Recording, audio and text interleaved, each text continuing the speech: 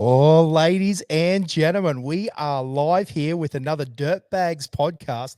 We're a few now in, young Joshua. Yeah, episode 15. 15, there you go. We're cranking a few out, and we are here with a couple of likely lads, and it's going to be a good one because we're here with Jeffro and Hoggy, and I tell you what, we have some big horsepower patrol boys here, as we do like. So are we going to go wild? We like to make bold statements. Are we going to say the two biggest horsepower patrols boom, boom. There you go. See, Josh, in Australia, LS powered? Big shoes to fill. Yeah, big shoes. Hey, again, ladies and gentlemen, I'm doing the pitch straight away because we always forget this. But right now, if you're listening or you're logging on, make sure you press share and do all the other stuff. And also get in the comments because we are actually live in the comments. So Josh can bring stuff up. Wow, that's very emotional there, Josh. But anyway, the moral of the story is that we're all live. And yeah, that's right.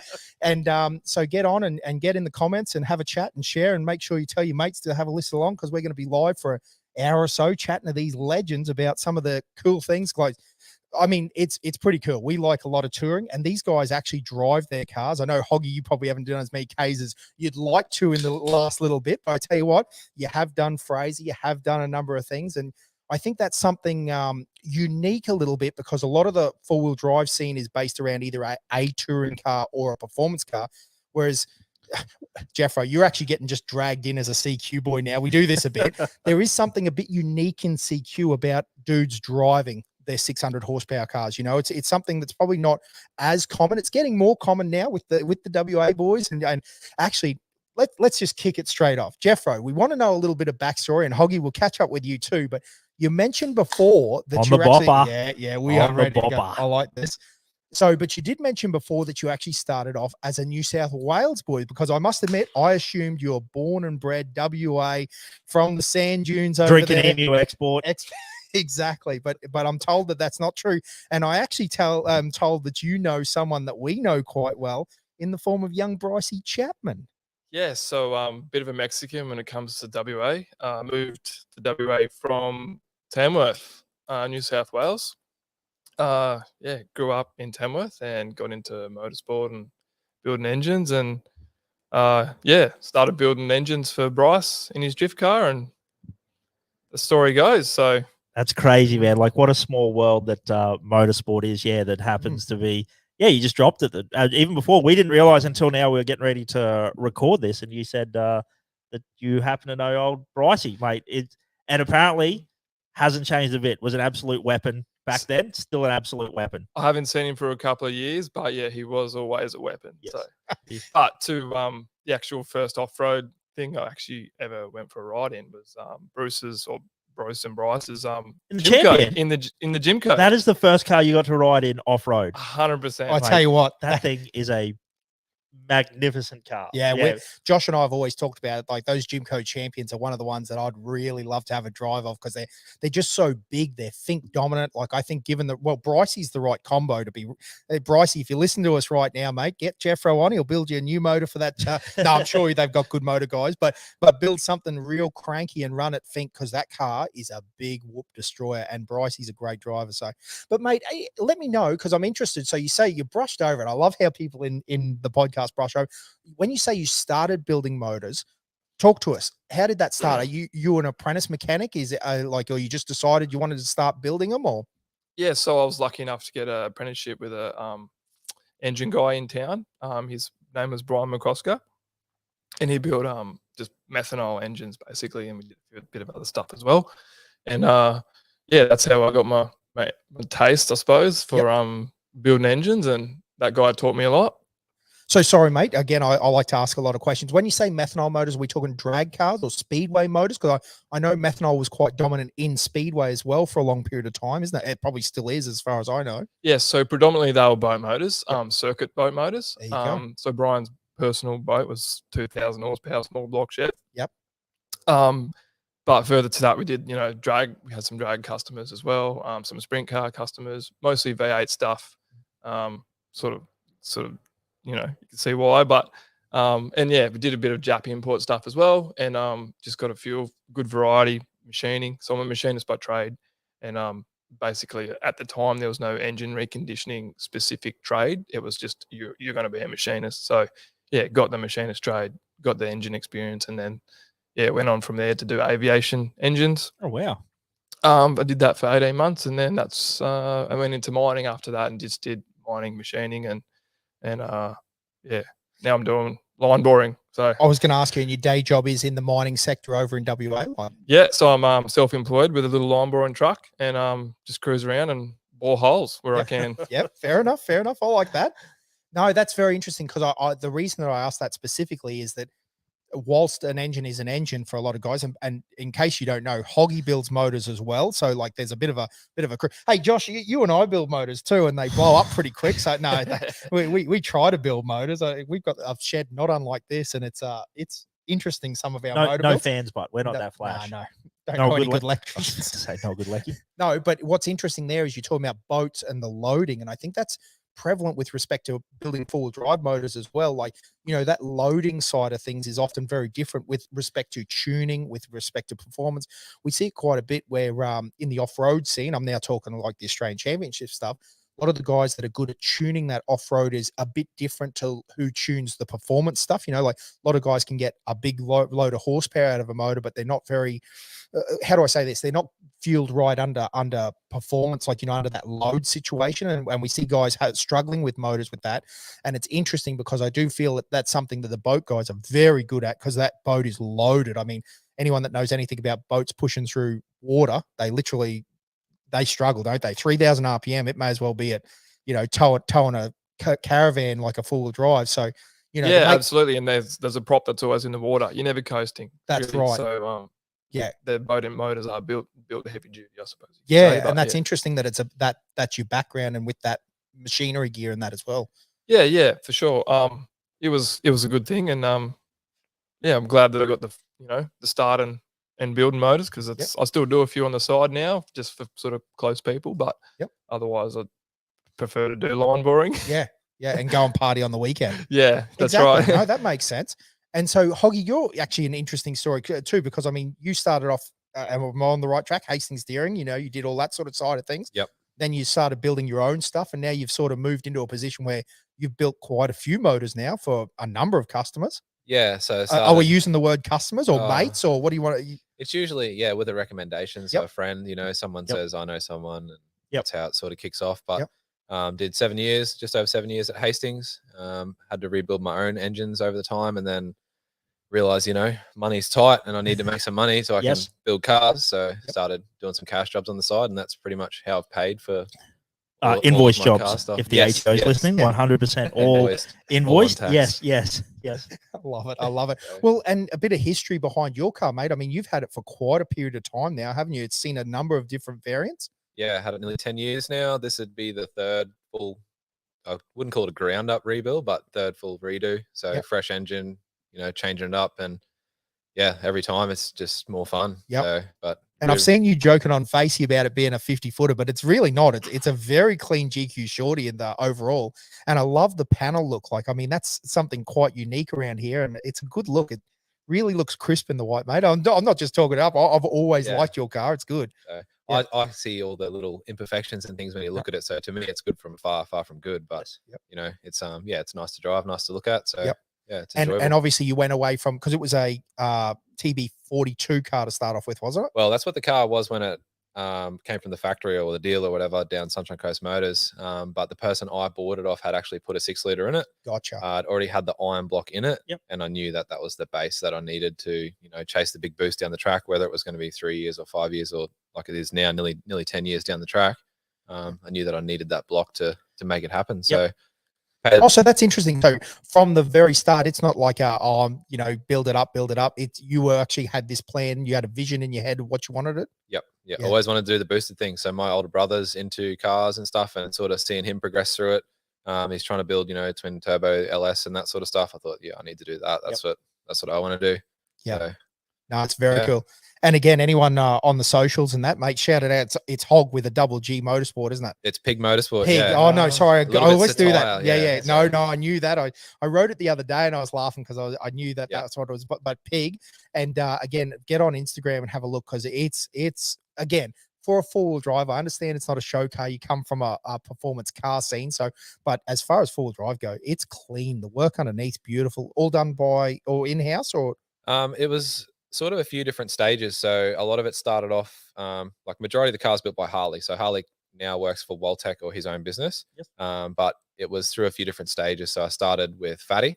Fatty kicked a few things off, and then it's just progressed. And now Harley's obviously gone out on his own. Harley has finished it off. So, but all the turbo kit, everything is all Waltech, all the fab work, all the new bracing, and yeah. Yep. So I mean, he's turning out some beautiful. We've talked about it on this pod before about some of the stuff that he's turning out at the moment. Really is very nice out of that factory he's got, isn't it? Or shop, you know. It's not really, just a little shop. Yeah. He's got a couple of hoists in there. It's just him and Tomo, so they're both Nissan technicians, DC Motors. Oh yes, yep. So they know what they're sort of doing with the Petrol. But yeah, he's pumping out some good stuff, and a lot of it seems to be in the high horsepower range at the moment. Yeah. So yeah. Yeah, absolutely. Because again, if you just listen along, like he's now really quite known for, like, he did a barrel swapped GU to start off with, didn't he? Like early on, long time ago. So like, I mean, he was sort of a bit of ahead of the curve there, Yep. and from there has been building a number of beautiful cars again, like turbo cars and a number of things. So yeah, he's definitely lifted the game of the quality around CQ. I feel like,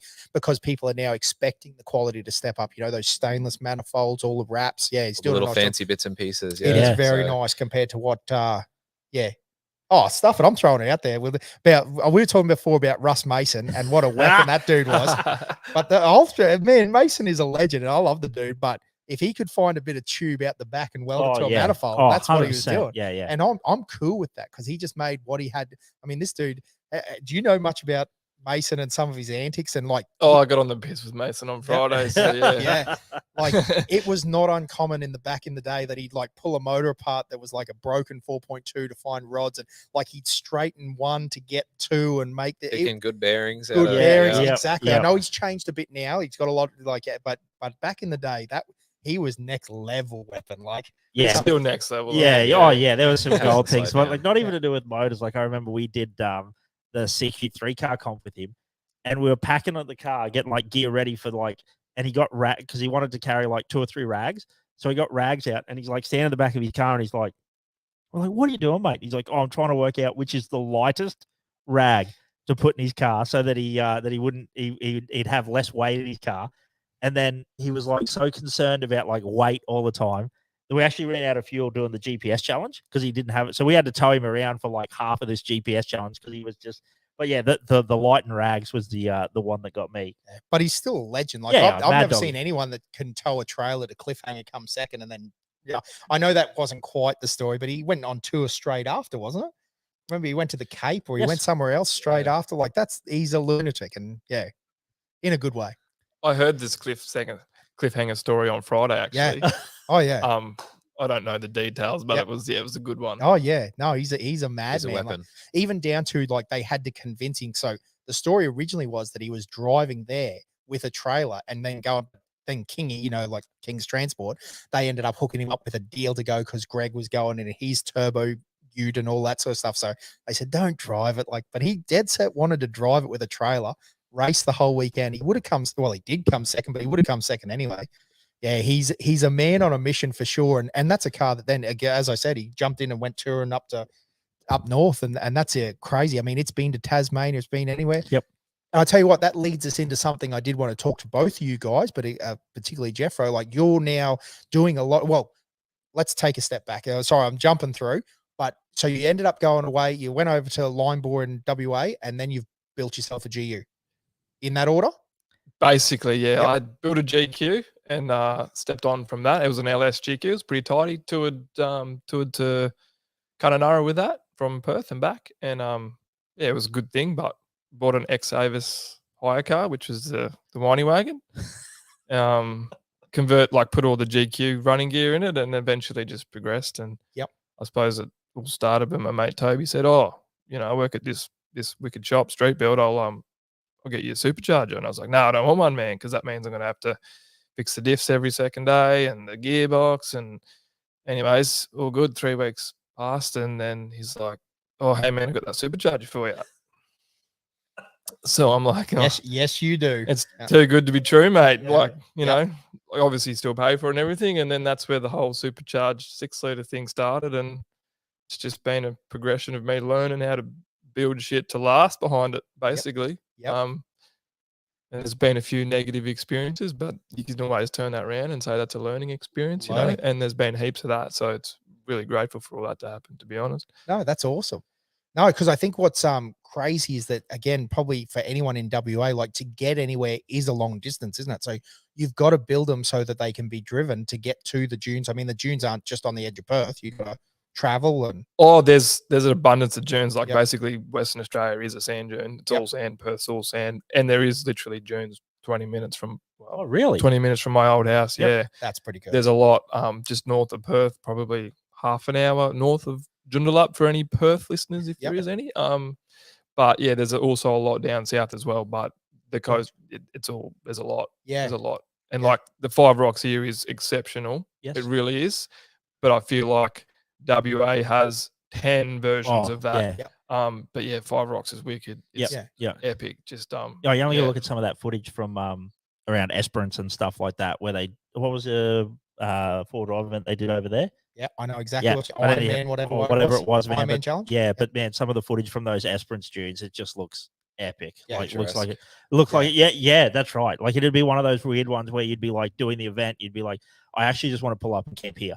Like I'm sick of driving. Like let's just go and play on this sand dune. Like, yeah, some of those dunes just look amazing. Yeah. There is like as you said, like some of them are quite far away, and you can go. You know, Esperance is like I think 6 hours or something from Perth, but there's Bremer Bay, there's Bilbunya dunes which I haven't been to, and like no one goes there. They're all to yourself. You can camp in the middle of nowhere and have a fat old time and rip up sand, and no one really gives a shit. That'd be nice. Yeah. Well, I was going to say, so out of interest for us Queenslanders that are not in that situation, because we are not in that situation, you got to camp in the area, you got to, book your permits and do all that sort of stuff. So over there you are within reason, like there's areas and you're just free to explore. Absolutely. Yeah. That's pretty amazing. Absolutely. Just pick a spot. You do have to get quite a ways out of Perth to do that. We're all moving. Yeah, moving to WA. Is that what's happening? I've been trying to twist these boys' arms here since I started coming to this whole Dobinson drag thing. Yes. Oh, it's your turn. Come over. So I think it's happening. So you're saying we need to organise like a drag up a big sand dune one weekend, like paddle tires, all the good stuff, and we'll just get up there and get rogue. Absolutely, mate. Yep. Get a keen. Get a keen. We can make that happen. I like it. We spoke about it the other night. Russell Mason was actually pretty keen on putting his car on the train. Yes. I'm not sure if it's called the Garn or what option there is, but basically you have a little holiday while you sit on the train while your car's shipped across the country. We all know there is no way that Russell Mason can sit still for that long. That's not happening. Yeah. He'll be driving the train. Yeah, I was going to. If push comes to shove, he'll probably just drive the car, to be honest. Yeah, absolutely. No, but that's a great idea. It's something that would be absolutely awesome to send a heap of cars over and do a tour, which I know that the guys have done a number of times. Like Fraser's a constant trip, isn't it? Like a crew goes down there and go for an adventure up the Cape in all the performance cars. So, and that is interesting, mate, because you got into that. So the connection to you with the CQ boys is all through the Dobinson drags. Like, how did you make content? We're talking social media. We're talking. It all started on Instagram. Yep. So the Petrol whole Instagram thing said, "Hey Nick, your car's crap, mate. I want to race. I'm going to get you, bro." I love it. Yeah. I think how it all started was, so I became associated with Nick on the gram, just thanks to the sand dune videos and stuff, and just sharing each other's content, and then got talking to him, became friends. Nick does have a reputation in the dunes, definitely. Seems that way. Yeah. Became pretty good friends with Nick, and then slowly started to becoming connected to the people around Rocky, I suppose. So like Alan Cornick, Ben Dobinson, and then I think what happened was Al got some of these new Dobinson MRA shocks, and I was sort of watching what was going on and seeing that. So I messaged Al and said, "What's the go with these new shocks?" And they're pretty fresh. Not even sure if they're on the market at the time, but they were pretty fresh. So, and Al said, "I'd just hit up Ben." So I messaged Ben and said, "Hey Matt, what's the go? Can I get some?" And he sent me the bill, and we've got some shocks, and and that was the connection to that. And then I think shortly after all that, sort of just slowly working my way in, I suppose you could say. I think it was Nick, said, "Oh, well, Ben had already run the event 1 year, and then I think it was the second year that Nick sort of said, 'Why don't you come over?' And I thought, 'Oh, that's silly, mate. It's 5,000 k's away.' Then Ben messaged me and said, 'Hey, mate, like, you should come over.' And I was like, 'That's silly, mate. It's 5,000 k's away.' 1,000 k's. Just kept poking. They kept poking, and then the support. You know, like if you break your car, we've got a hoist, we've got a shop. Yep. You know, Nick said there's 100 guys here with diffs, whatever. Yep. It's all good. We've got LSs lying around everywhere. You know, I know you guys have snapped all the TD cranks, so there's no chance of rebuilding a TD here, but all the Pretty sure they're all out the back of Diesel Central. yeah. So if it wasn't for the support of Nick, Al, Ben, Dobbo, and just recently John Pratchett has been vital. Yes. Because it did break. Yep. So that, that was plan B engaged, and it's worked out really well. So, but yeah, definitely wouldn't be happening without the support. Yeah, that's cool. Probably a special thanks to Travis for the tow truck driving. Yeah, so Trav did a bit of trucky work. Yeah. Picked me up from the drags at 3 a.m. the next morning. So that's Trav Henrahan. If you're listening, mate, cheers. Yeah, what a Legend. legend. Yeah, Absolutely. That's cool. And there's many other people to thank too, but we'll be here all night. So yeah. No, but that's good. You're more than welcome to. But probably get back to, again, for our listeners that aren't fully in the loop, you're now talking about your second trip to the Dobinson Drags. Because did you do a first trip? Yeah, so this was the second one. This is the second one. So I was trying to get it. The backstory there is that you'd already been the 5,000 Ks, run the race, killed it, and then driven all the way home via the Fink Desert race. I think, yes. Yeah, that's right. Yeah, that was the first year. So who jumped in with you? Sam? So yeah, Sam, we're at the Caves, I think, having a beer. That sounds Caves like pub. something. Yep. It was my sort of like hooroo to everyone. I'm going. And then basically I was sort of toying with the idea of going home via Fink, and I did have a little bit of time up my sleeve. So yep. And this is via the Plenty? Of course. Yeah, of course. Yeah, they gave me the options, and I was like, no, I've got the good shocks, and I've got the hydro bumps. We're all good. So the Plenty Highway got done at $1.40, I think, the whole way. With Sam driving, which is good. Thank you, Sam. Yes. And then, went to Fink, caught up with some of my WA mates that were there. It was a Bucks party, actually. Yep. So that was good. Yes. Yep. And then ended up halfway down Fink track, towing around, bombed out, rolled Falcons and crap that we found along the track, and had that time. And then went from Fink via the Tanami Desert to, I think it was Broome. Yep. Met up with my family there, and then flew to a job that I had to do. Flew back, and then moseyed on back to Perth. So I think it was 14,000 Ks round trip. So you went around from Broome, you went around the coast, like via Port Hedland, all over? Yeah, so Port Hedland, and then cut south through Newman. Okay. And I know those roads pretty well because that's sort of where I work and stuff. Area. So, and I'd seen the coast already before, and I was on a mission to get home by that point. So, hit it home, but yeah. Yep. And which leads us then to, 14,000 kilometers was the first. So essentially, I know you incorporate a lot of other things, but 14,000 kilometers to bring it over, put it on a drag strip, and try and lay down as fast a time you can. And I want to know that too. What time did it end up running? I think it was 11.78 or something. Gee, that's quick. So it's a quick patrol. Yeah, for a wagon, over 3 ton, you reckon? Yep. Yeah, look, I did pull a fair bit of weight, but I think it's still pretty chunky. So it's about 2.6, 2.7. Yep. And I've tried my best to rip it to pieces. Yep. Yes. And yeah, we did. It was the old supercharger and everything, and I actually put a stock GM camshaft in it as well, just to try and get some economy. Yep. But yeah, it did 11.7 something. It might have been 11.8 or something like that. But yeah, same shit, different tank. Yeah. All you need to know, if you're listening and don't understand, that's very, very fast in a patrol. Like, I like to flex it too, mate. You know. Yeah. No, fair, cool.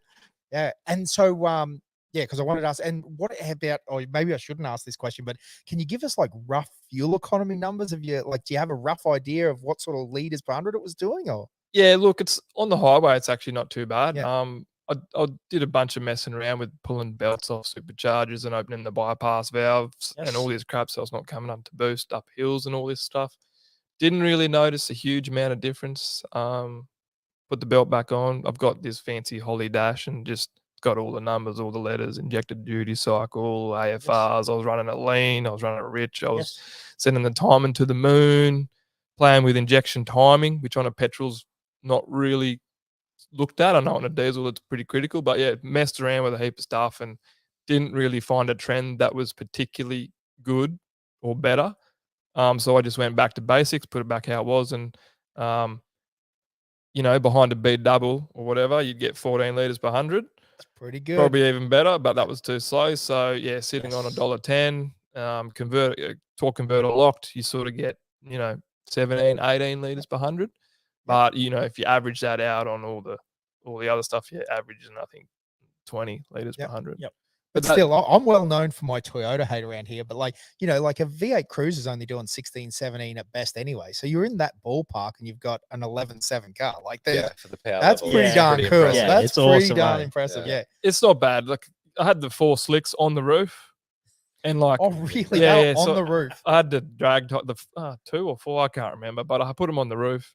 It was a bit of a gypsy looking thing, but yeah. So that as soon as you stack them up high, the wind resistant kills them. Kills any car. Yep. Yeah. Absolutely. So, I had spare supercharged snouts, spare parts, just spare everything. I think I had spare rod bearings. Like I just had everything. So on the roof, in a box. Yep. Just planning for the worst. Just in case. Yeah. And that time I didn't need it. So Yep. I think the biggest failure I had in that 14,000 Ks was like a broken earth wire on the tail light or something. Yeah. That's unreal. Yeah, you had a couple of little oil pressure issues as well with the racing Oh, oil. Yeah, I had it was a weird one, and I haven't really got on top of it yet. But basically, to fix the problem, you just put a new filter on it. I actually did meet some legends. I was in St. George, and that's when I noticed on this fancy little dash, I'm looking at the oil pressure for 3,000 Ks or something. Yes. And I could just see it slowly declining and declining. I'm like, hang on a minute. I know that usually I'm sitting on 2,000 RPM. I've got 50 PSI of oil pressure. So by the time I got to St. George, I'm like, it's only got 20 pound now. What's going on? So I got thinking, and I started thinking the worst, like I've done a bearing or whatever. Anyways, I pulled into the Holden dealership there. I'm not sure if you boys know him, but they're in the off-road game since I found out. Matt Halpin and oh yes, yeah, he gets. Hey, funny you say that. He's actually just commented. No shit. Yeah, right. Yeah. I just brought it up. So he just said, Jeffro Charles, you freaking legend. But that's funny that you mentioned that name, and he's literally just commented on the Facebook page. Anyway, so cool. He's listed. Oh, I hope his old man's listening too, because he's the one that I met at the dealership. Well, it was the old Holden dealership, and rolled on in and said, "Have you got an oil filter?" And he goes, "Yeah, no worries." And it was like $5 or something stupid. And then he goes, "Oh," I said, "Do you mind if I do it in the driveway?" And he said, "No, mate, you're all good. Put on the hoist, it's all good." Yeah. So went around the back and met Matt, and it was on. So that's awesome. cool. And then I've sort of, obviously you get yarn and all, you're going to Fink, Ruddy Rah, and so Matt was a good little hook up. But yeah, that's cool. Very because cool. there is an Australian round in St. George that happens of the off-road racing. I'm sort of still getting into the whole off-road racing a bit, obviously listening to you guys and that, but I'm starting to dabble a bit more. And well, Fink does that to people. We probably talk about Fink too much on this podcast. We try to hold it back, but that's because it's such a great little toe in the water, and you go, "Oh, this is fun." And honestly, this will sound so bad. I think we've talked about it before. I actually think Fink the race isn't the great race. It's Fink the event's the great event. The race is awesome. I'm not knocking it, but there's probably better races. But just that, because the logistics of Fink is a pain in the butt. Every time we race it, we're like, what are we doing? Yeah. But it's expensive. It's hard. So much time away from work. Yeah. But it's so much fun because as you just mentioned about doing all that sort of stuff and the people you meet, because that's where I was going with that's what's so cool, I think, about touring around Australia in your four-wheel drive. You end up meeting people out the back of Cohen, hey Joshua, out the back of St. George, and those people are much, I don't know, it's sounding old, but it's one of those joints where you pull up and St. George people are very happy to help, aren't they? Well, these guys were awesome. They saved me because I wasn't sure what was happening. I just thought I'd try a filter. Yep. And called in and I suppose that's not always true. We've had some horror stories out in the back in the middle of nowhere, and you're like, "Oh, this he's a bit scary, to be honest. I'm not sure I'm going to make it out." Oh, Nick, I got a good story about a dude that asked us to pat a pig one time. Yeah, it did not seem right. We're trying to buy Nissan parts in the middle of nowhere, and it got a bit scary. It was a big pig too. Yeah, it was a big pig. Anyway, that's another story for another time. But Phil Benson greased it up and wrestled it. Anyway, long story short is that I reckon it is fun when you tour around in these sort of cars, because you do tend to meet and do a bit different to just the norm. If you had a 200 series, not that you would because you'd be boring, but if you had a 200 series, you just turn up, go to the Toyota, tick the box, go to the next job. You know, like it's sort of, you miss some of almost that adventure, don't you? Absolutely. And someone always turns their head and says, oh, that sounds fat, mate. You're like, yeah, cheers, bud. You get yarn, and the next minute, the connection starts. Absolutely. And I think the other thing that's interesting is that, we all tour in petrol cars, which is an interesting thing, because one of the comments I hear constantly every time, like, I got the old Ranger with the LS in it, or a 62 or whatever it is. Everyone's, oh, you can't get petrol. Well, it's funny. This last Fink trip, we could get fuel where people couldn't get diesel. Yeah. So I think it's an old thought process now that people are like, oh, you got to have diesel because the old farmers have diesel. Well, there's unleaded anywhere. There might not be 98 premium. That could be, but you guys are in a position where you can probably tune them or do whatever. Mine's not angry enough. I'll put pump and I'll put E10 in it. E10 in it, yeah. The poor old yeah, exactly. Yeah, just get off. Good ethanol. Yeah. But the moral of the story is that I don't think that's so much a thing anymore where you go, oh, you couldn't go to the Cape without petrol, or like in a petrol, but you can. Like, they're good. They don't really. I mean, I've been underwater in mine, water running over the bonnet, and LS is a submarine. They love it. Hey, you know what I mean? Like, that's an old thinking where people are like, oh, don't tour in a petrol, you're mad. If you got a distributor cap, maybe think about it twice. But this state model, it's like like I said, they're submarines. And a sealed snorkel's a sealed snorkel. Like, if you've got all of that, it doesn't matter whether it's petrol or diesel. Like, like, as long as you've done your maintenance and you're looking after them, you can go a long way in a a turbo LS or a supercharged LS. Or I think I actually saw some videos of a supercharged LS submarine at Fraser this year. Yeah. Did you go for a bit of a? I'm not real good with names, but it was one of the creeks on the west side. Yep, it's quite deep. I think we were talking about. Yeah, it was bonnet deep. Like, it was sweet. Yeah, going out to Platypus Bay or something like that. Yeah. That top creek, I can't remember. But it's tidal, and if you get it on the right tide, it's fresh. Yes. On the tide out, obviously, and the tide in, it's salt. But no dramas. Yeah, perfect. I'm paying for the green death in my trailer plug at the moment, but that's all right. Gotcha. You can always sort that out. I'm scared of water, not me. Yeah, I'm with you, man. I'm not a fan of water. Yeah, it freaks me out. That's because you're soft, mate. Anyway, let's get back. Water's better than mud, but yes, 100%. Yeah. That's probably what I mean when I say I'm scared of water. It's the whole fact that it's like the like that grinding paste. That gets into like all your seals and then all your uni joints and everything like that. Like, usually what I do is if I have to go through the mud, I'm looking for the water so I can wash it. Give it a nice rinse, and the only way to rinse it real well is drive through it. Yes. And now so you've actually been to Fraser this last trip, and you're going back. Yeah, first trip I did Fraser, so I got to Rocky, caught up, dropped a heap of crap off, the slicks off the roof and everything. Drove however many k's it is to Fraser. Yep. I think this was the night before the drags. Went to Fraser, got back that day, just got the rattle gun out and smashed a few things on, and went to the drags the next day. So that's I think that's right. And then Fraser in a day. That's a pretty quick trip. Committed all the way up to Orchid all Beach. The way up. Yeah, got there in the Arvo, sorted it all the way to the end, and it was dark, and then camped at one of the zones at the top there. In the scheme of things, though, 5,000 Ks one way. What's another 600 K? Mate, easy money. 1,000 Ks just seems like it's around the corner. To be honest. Basically on the cruise control. That's the WA mentality, though. Everything's all the 100%. Hot spots for us at 1,200 Ks. So it's like, hooroo, mate, I see the Savo. Next minute you're 1,200 Ks away. So. And you went across at Harvey Bay to Kingfisher, or did you? Nah, both in skip both times. Wow, I think so you went all the way down. I think the time and Nick kind of gave us a heads up on how to go about it. And if you can catch that tide, you can get from Inskip to Orchid Beach quite That's quick. true. Yeah. The 80-mile beach is pretty good if the tide's right. It's bad if the tide's wrong, but. Yeah, I actually went to get off at Kingfisher, and the guy was like, "You've just missed the one." And I was like, "Yeah, no worries. How long is it going to take me to get to Inskip?" Yeah. And he said 2 hours. And I won't tell any more to that story, but it definitely wasn't 2 hours. He goes, bet, I'm on. Yeah, I like it. That's awesome, mate. Now, Hoggy, to get back, you guys do a fair bit of Fraser stuff as well, don't you? Or not in recent years, but definitely we used to go every year. There was sort of a tradition where we'd head over. We'd all sort of split up, go different ways, whichever way you wanted, didn't really matter.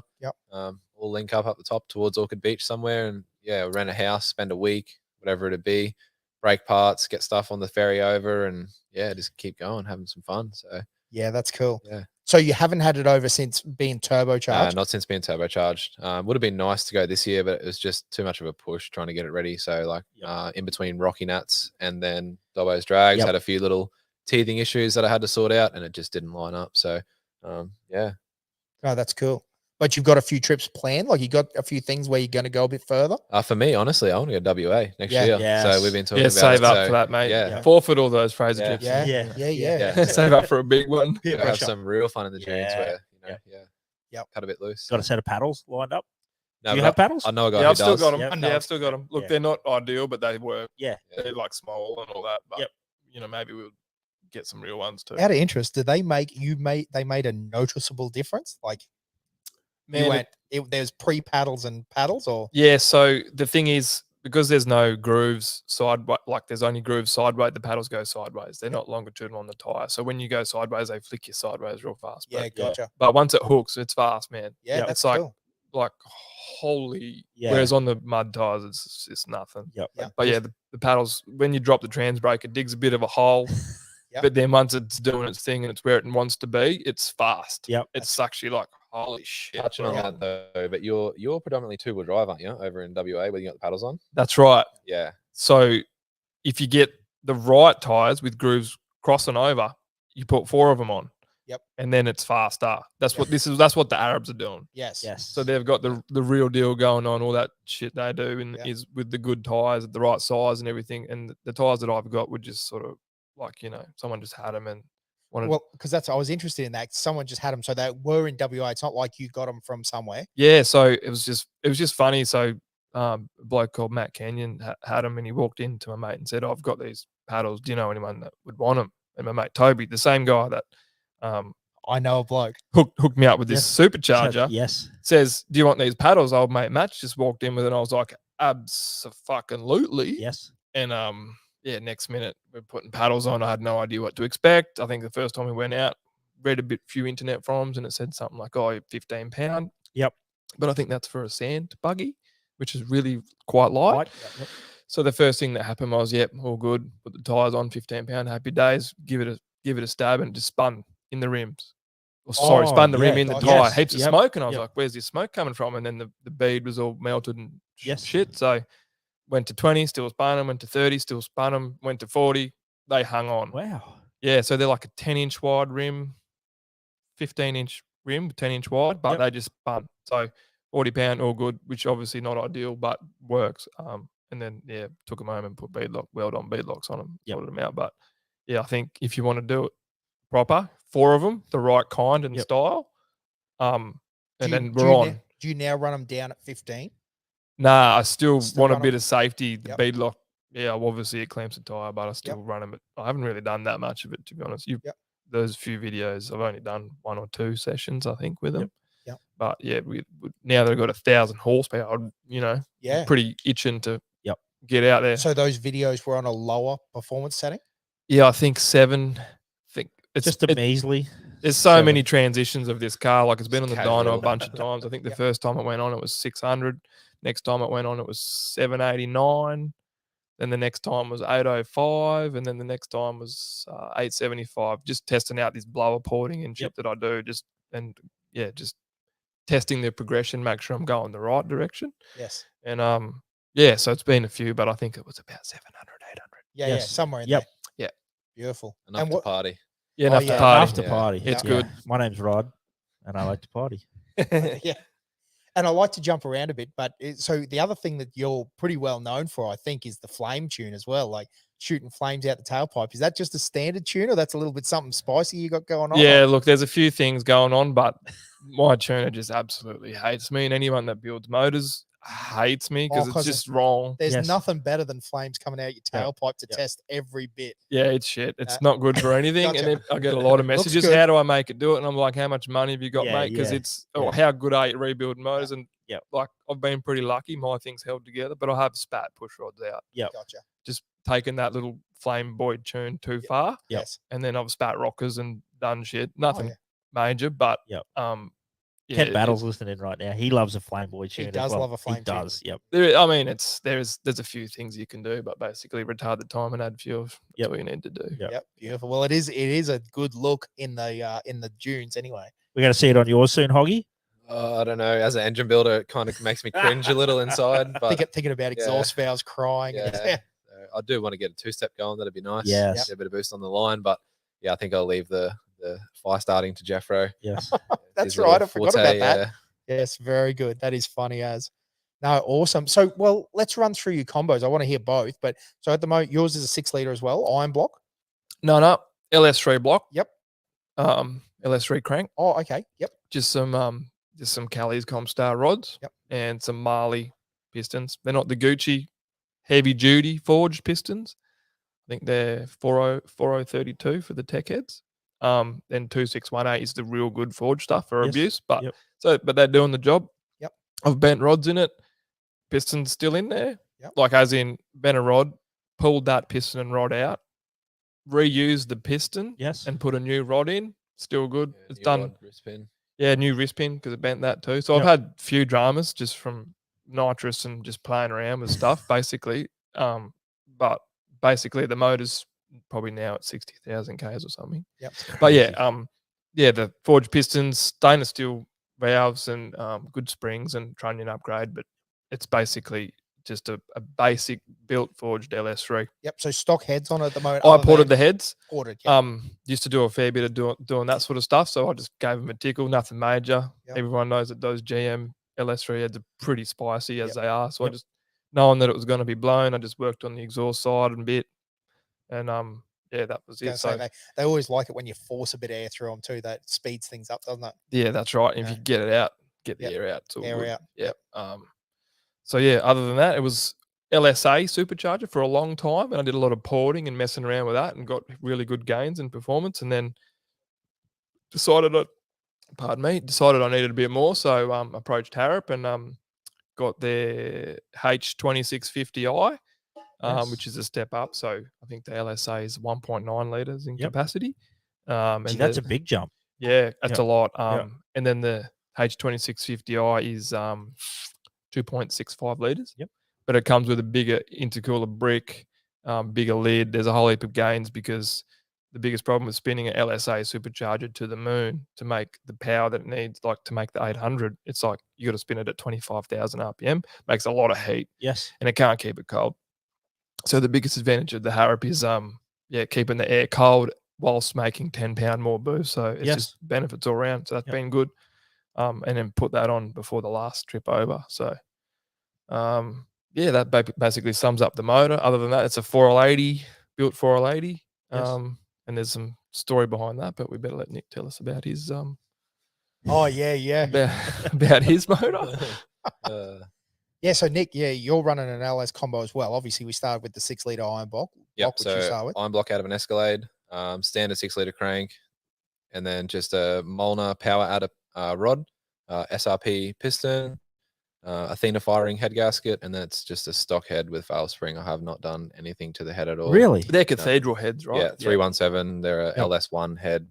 So it's an LS1 6-liter. So like when I got it, it had just all LS1 accessories. So it's just been decked out as one. But yeah, same thing, just trunnions and, spend a little bit of money on a few select parts. Yep. I originally started with a 75 mil turbo, and then before even putting it together, that's going to be too small. Yep. So I sold that on, and then went with a 82 mil Borg Warner, put a race cover and a billet wheel in it, and yeah, that's it. So it's relatively fresh combo. Like I'm still learning, I'm still teething it. Like I'm trying to make a 4-digit power figure out of it, but just run into issues as you would. So we were chasing fuel pressure issues most of this week with Jeffrow. So we did some data logging and things like that. But yeah, finally getting to sort of turn it up. So it's actually, now that we're talking about data log, so out of interest, what computer you're running? Are you running a GM computer with a Holly Dash or it's a Holly? No, Holly Dominator. Now, and you're running Holly a Holly as well. But I've got the what would you call it? Like the hot rod version, the cheaper version. So it's a Terminator X, and it has like limited inputs and outputs. Yes. Whereas Jeffrow's got the Dominator, which is like the big dog. Yep. Unlimited sort of tuning ability, and but still data logging and everything like that on both of them. Thanks to Jeffro, yeah. Yes. So Yeah, we had data none of log on it, both, and you know, we're heading out to the racetrack, Yes, and trying to do some tuning and stuff, and it was very painful, you know, like I trying to watch the road, and you try to look at your dash and record the dash with your phone at the same time. So you yeah. So and then what was it, Tuesday night? I think it was Tuesday or Wednesday night.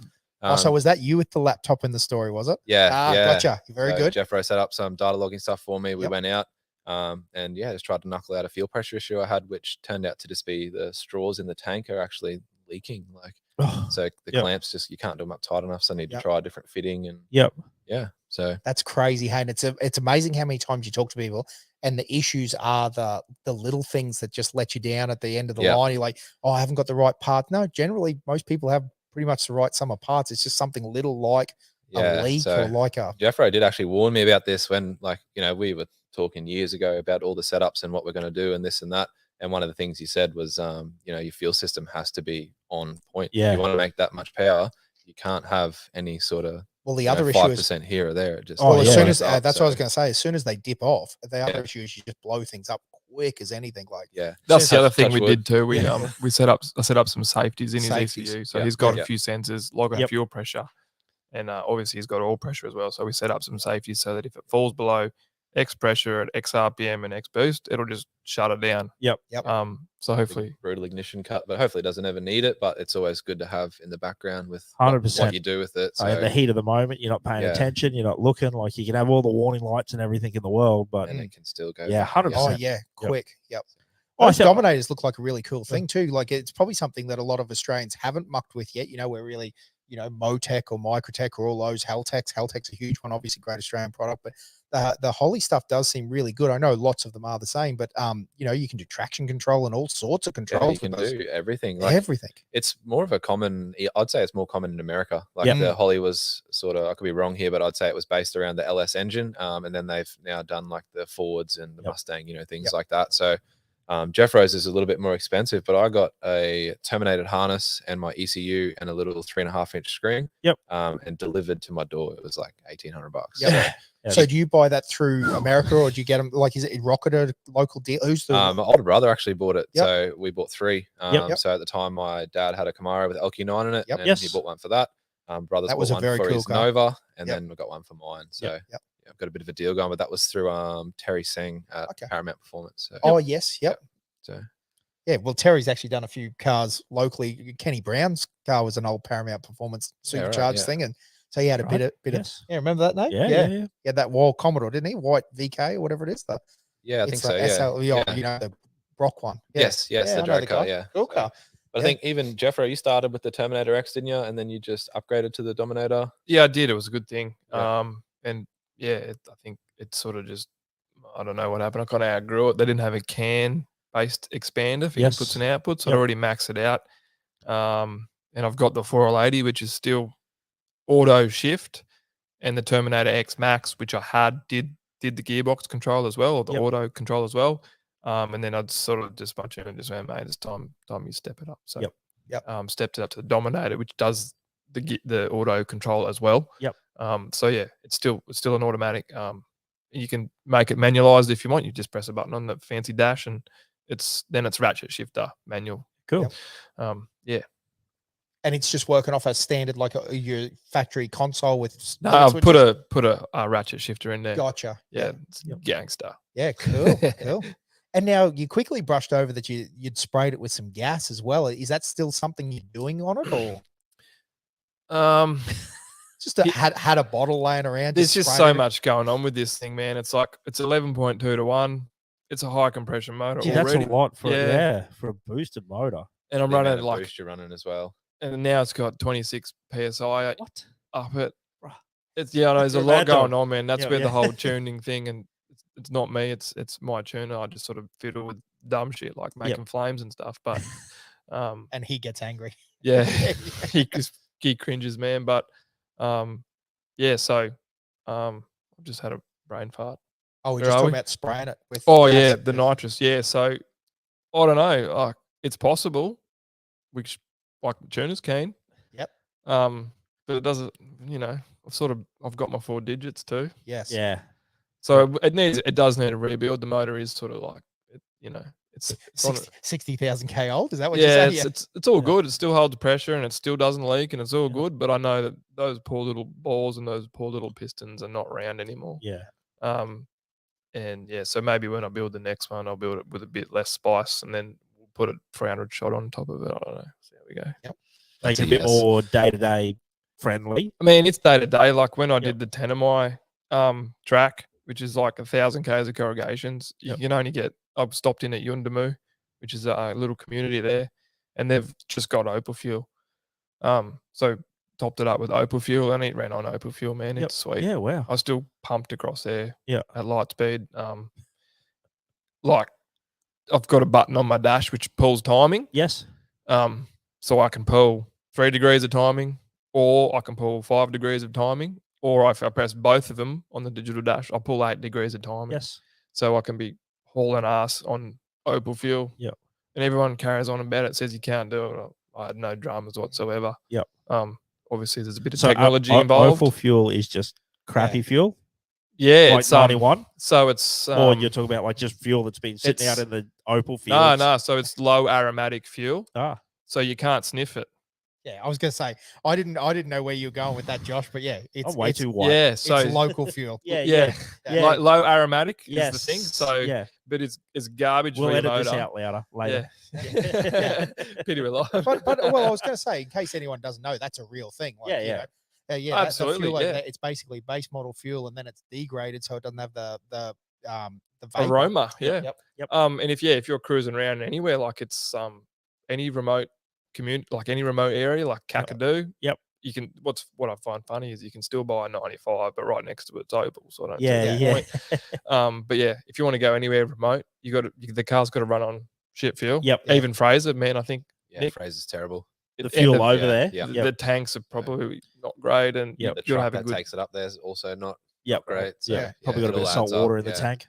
But you know, when you do that, like Jeffrow's someone else, he does flog it. But if I go away, I sort of be gentle with the right foot. You know what you're doing, and you got to take it easy here and there. And so.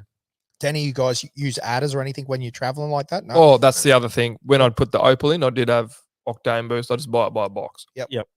And or when it's on special or whatever. Yes. And I did add that, but and pulled all the time, and it was sweet. Sweet. Do you think you'll be a bit more confident now in giving it a bit more right boot, depending on the fuel now that you got the safeties in there? Yeah, it probably led to our demise on Thursday. Was it Thursday night? So I now have a 4-speed. Yes.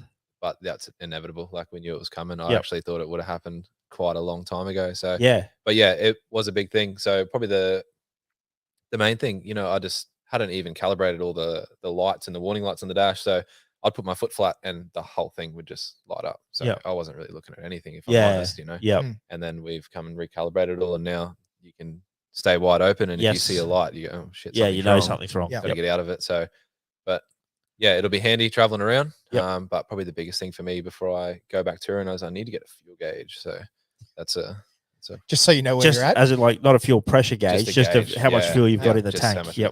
When it starts losing fuel pressure. Yeah, that's right. Very, very painful way to go about it. That's how we go about it. Didn't think about the clear siphon hose on the side of the tank. That's a good idea. Can always make it happen. A little bit of a line at 20 liters. Yep. That's gold. But yeah, that's interesting. And it's interesting because do they have knock sensors on the Holly and that? Like, both Nick and mine has knock sensors. Because we always sort of had in mind that a lot of tuners don't need them if they're a drag strip car or whatever, but we're running on all sorts of fuel. So all sorts. And mine I've tuned. I've spent quite a bit of time calibrating the knock sensors, and they work. I can hear it, and it's all dialed in mint. So that's fantastic. Again, if you're listening along at home, you're like, what are these guys talking about? Knock sensor basically just listens for pre-detonation in your motor and can automatically retard your motor and do all sorts of things. So there's a lot of that's what I think that people need to understand. We're not talking carburetors and sliding. Because that's what we come from, Nick? Like, we're old Mopar boys. Like, we used to just pour some more fuel in and see how it goes. But, like nowadays, they do have a lot of these functions that can make them very user-friendly, and you can do a lot of kilometers in them and do a lot of things with them, which I think is cool. I love it. Like, again, it's like, probably some people, and I'm nothing compared to you guys, obviously, with your wild bits of gear, but like, like everyone's like, oh, why would you want an LS3 and a Ranger for a touring car? Because it's simple. It's actually, it's simpler than you think. Like, I'd rather work on it than a 3.2. Like, they are the easiest engine, and like you break down anywhere, there's parts for them. There's a Commodore. Yeah. You know? No, 100%. Because Yeah. even I was asked why I didn't go the Ford, like, and I like the Coyote motor. I think it's a great motor, but again, there's no Coyotes in Bamaga. There's VT Commodores in Bamaga. You know what I mean? Like, there's SSs anywhere. So I think that's something that, like initially it seems like, oh, it's madness going down this Commodore motor thing, but honestly, there's just so much simple. parts, so much availability, so much knowledge. You can get on any internet forum in the world and read up and, oh, I'm having this trouble. Well, I know what it is. Someone knows. And there's a million different recipes. Like, someone's done a touring setup before, so you know what parts they've used. And then someone like Jeffro who's gone crazy with the blower side of things, and then me with the turbo. Everyone's been done before. You don't need to reinvent the wheel. And you can find any info that you want on it. You just got to look deep enough. So speaking of info, Hog, Cornick's just jumped online, mate, and he just wants us to ask you: is there any rumor to the any truth to the rumor that you blew it up? So you didn't have to race Jeffro? He didn't use those words, Josh. I'm looking at that. Does not say blew it up. It says Nick blew his shit up, so he didn't have to race Jeffro. That's exactly what it says. I was a little bit scared. My joke.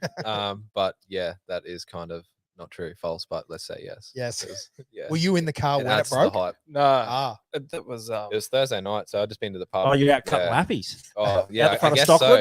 Yeah. Musgrave. So we had just put double clamps on the lines in the tank, and it's actually holding more pressure now, so it wasn't dropping off as much. And I did a bit of a pull in an undisclosed location, and it went good. And I thought, okay, I'll go out of town and I'll give it a real hit and see what it does. We did one good run, and it was next level. Like the first time it's actually hit 25 pound and held it.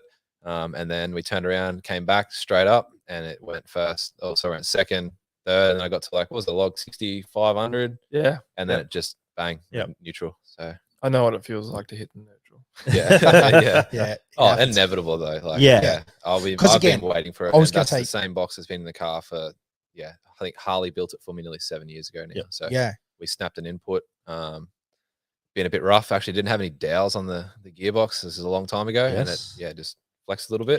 Broke the input. So we did second gear, third gear, a couple of synchros, upgraded the fifth and stuff like that. And it's been killer ever since. And I have not looked after it. Like I'm quite aggressive with the clutch. And in a range of situations too. It's not just like smooth bitumen pulls. Like it's been in dirt, in rocks. And it's four-wheel drive that's done everything. Because I think that's another load thing that people, if you're from a street car, you can't understand the loads these things go with on and off, climbing rock banks and that. Traction surfaces as well. It's so hard on them, eh? It's about raping them and you're not even going 10 Ks an hour. For sure. There's no airflow. It's all heat, All of it. Yeah, exactly right.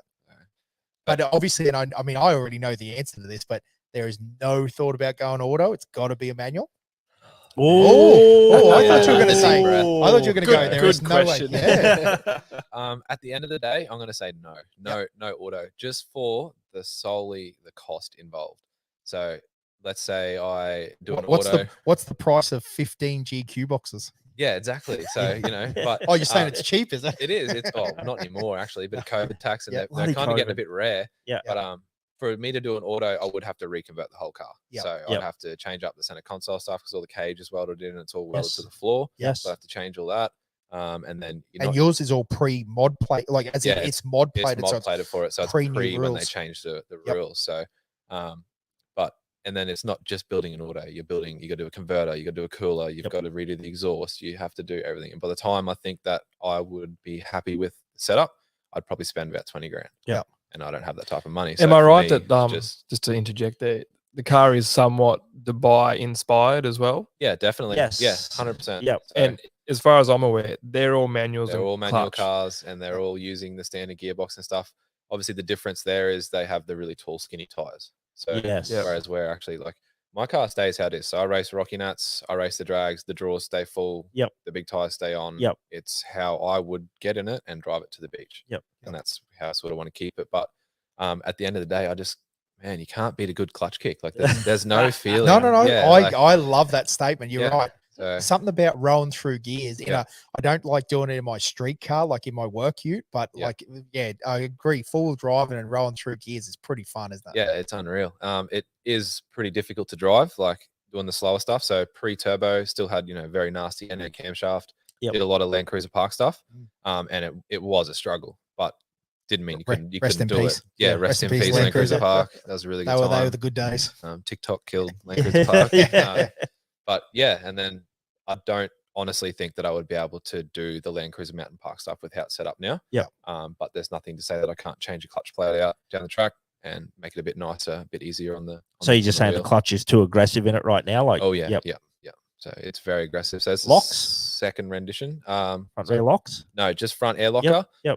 So I'm a big believer of no rear air locker. So if you have a lot of power and you're trying to have a bit of fun on the street, on the dirt, whatever it is, you've got to constantly, you know, disengage, engage that rear locker. Yep. Whereas if you just get that LSD and just keep tapping them shims in till she's tight, then you have no dramas. So Yeah, it's fairly well always locked. Yep.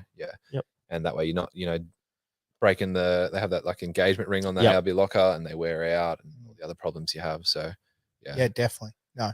And front locker take you everywhere. Like I'm only small lift, 3-inch tires, 33s. Yeah. Well, even a real shimmed up, like a proper shimmed up rear. LSD is it's pretty impressive. Is a locker. Yeah. Yep.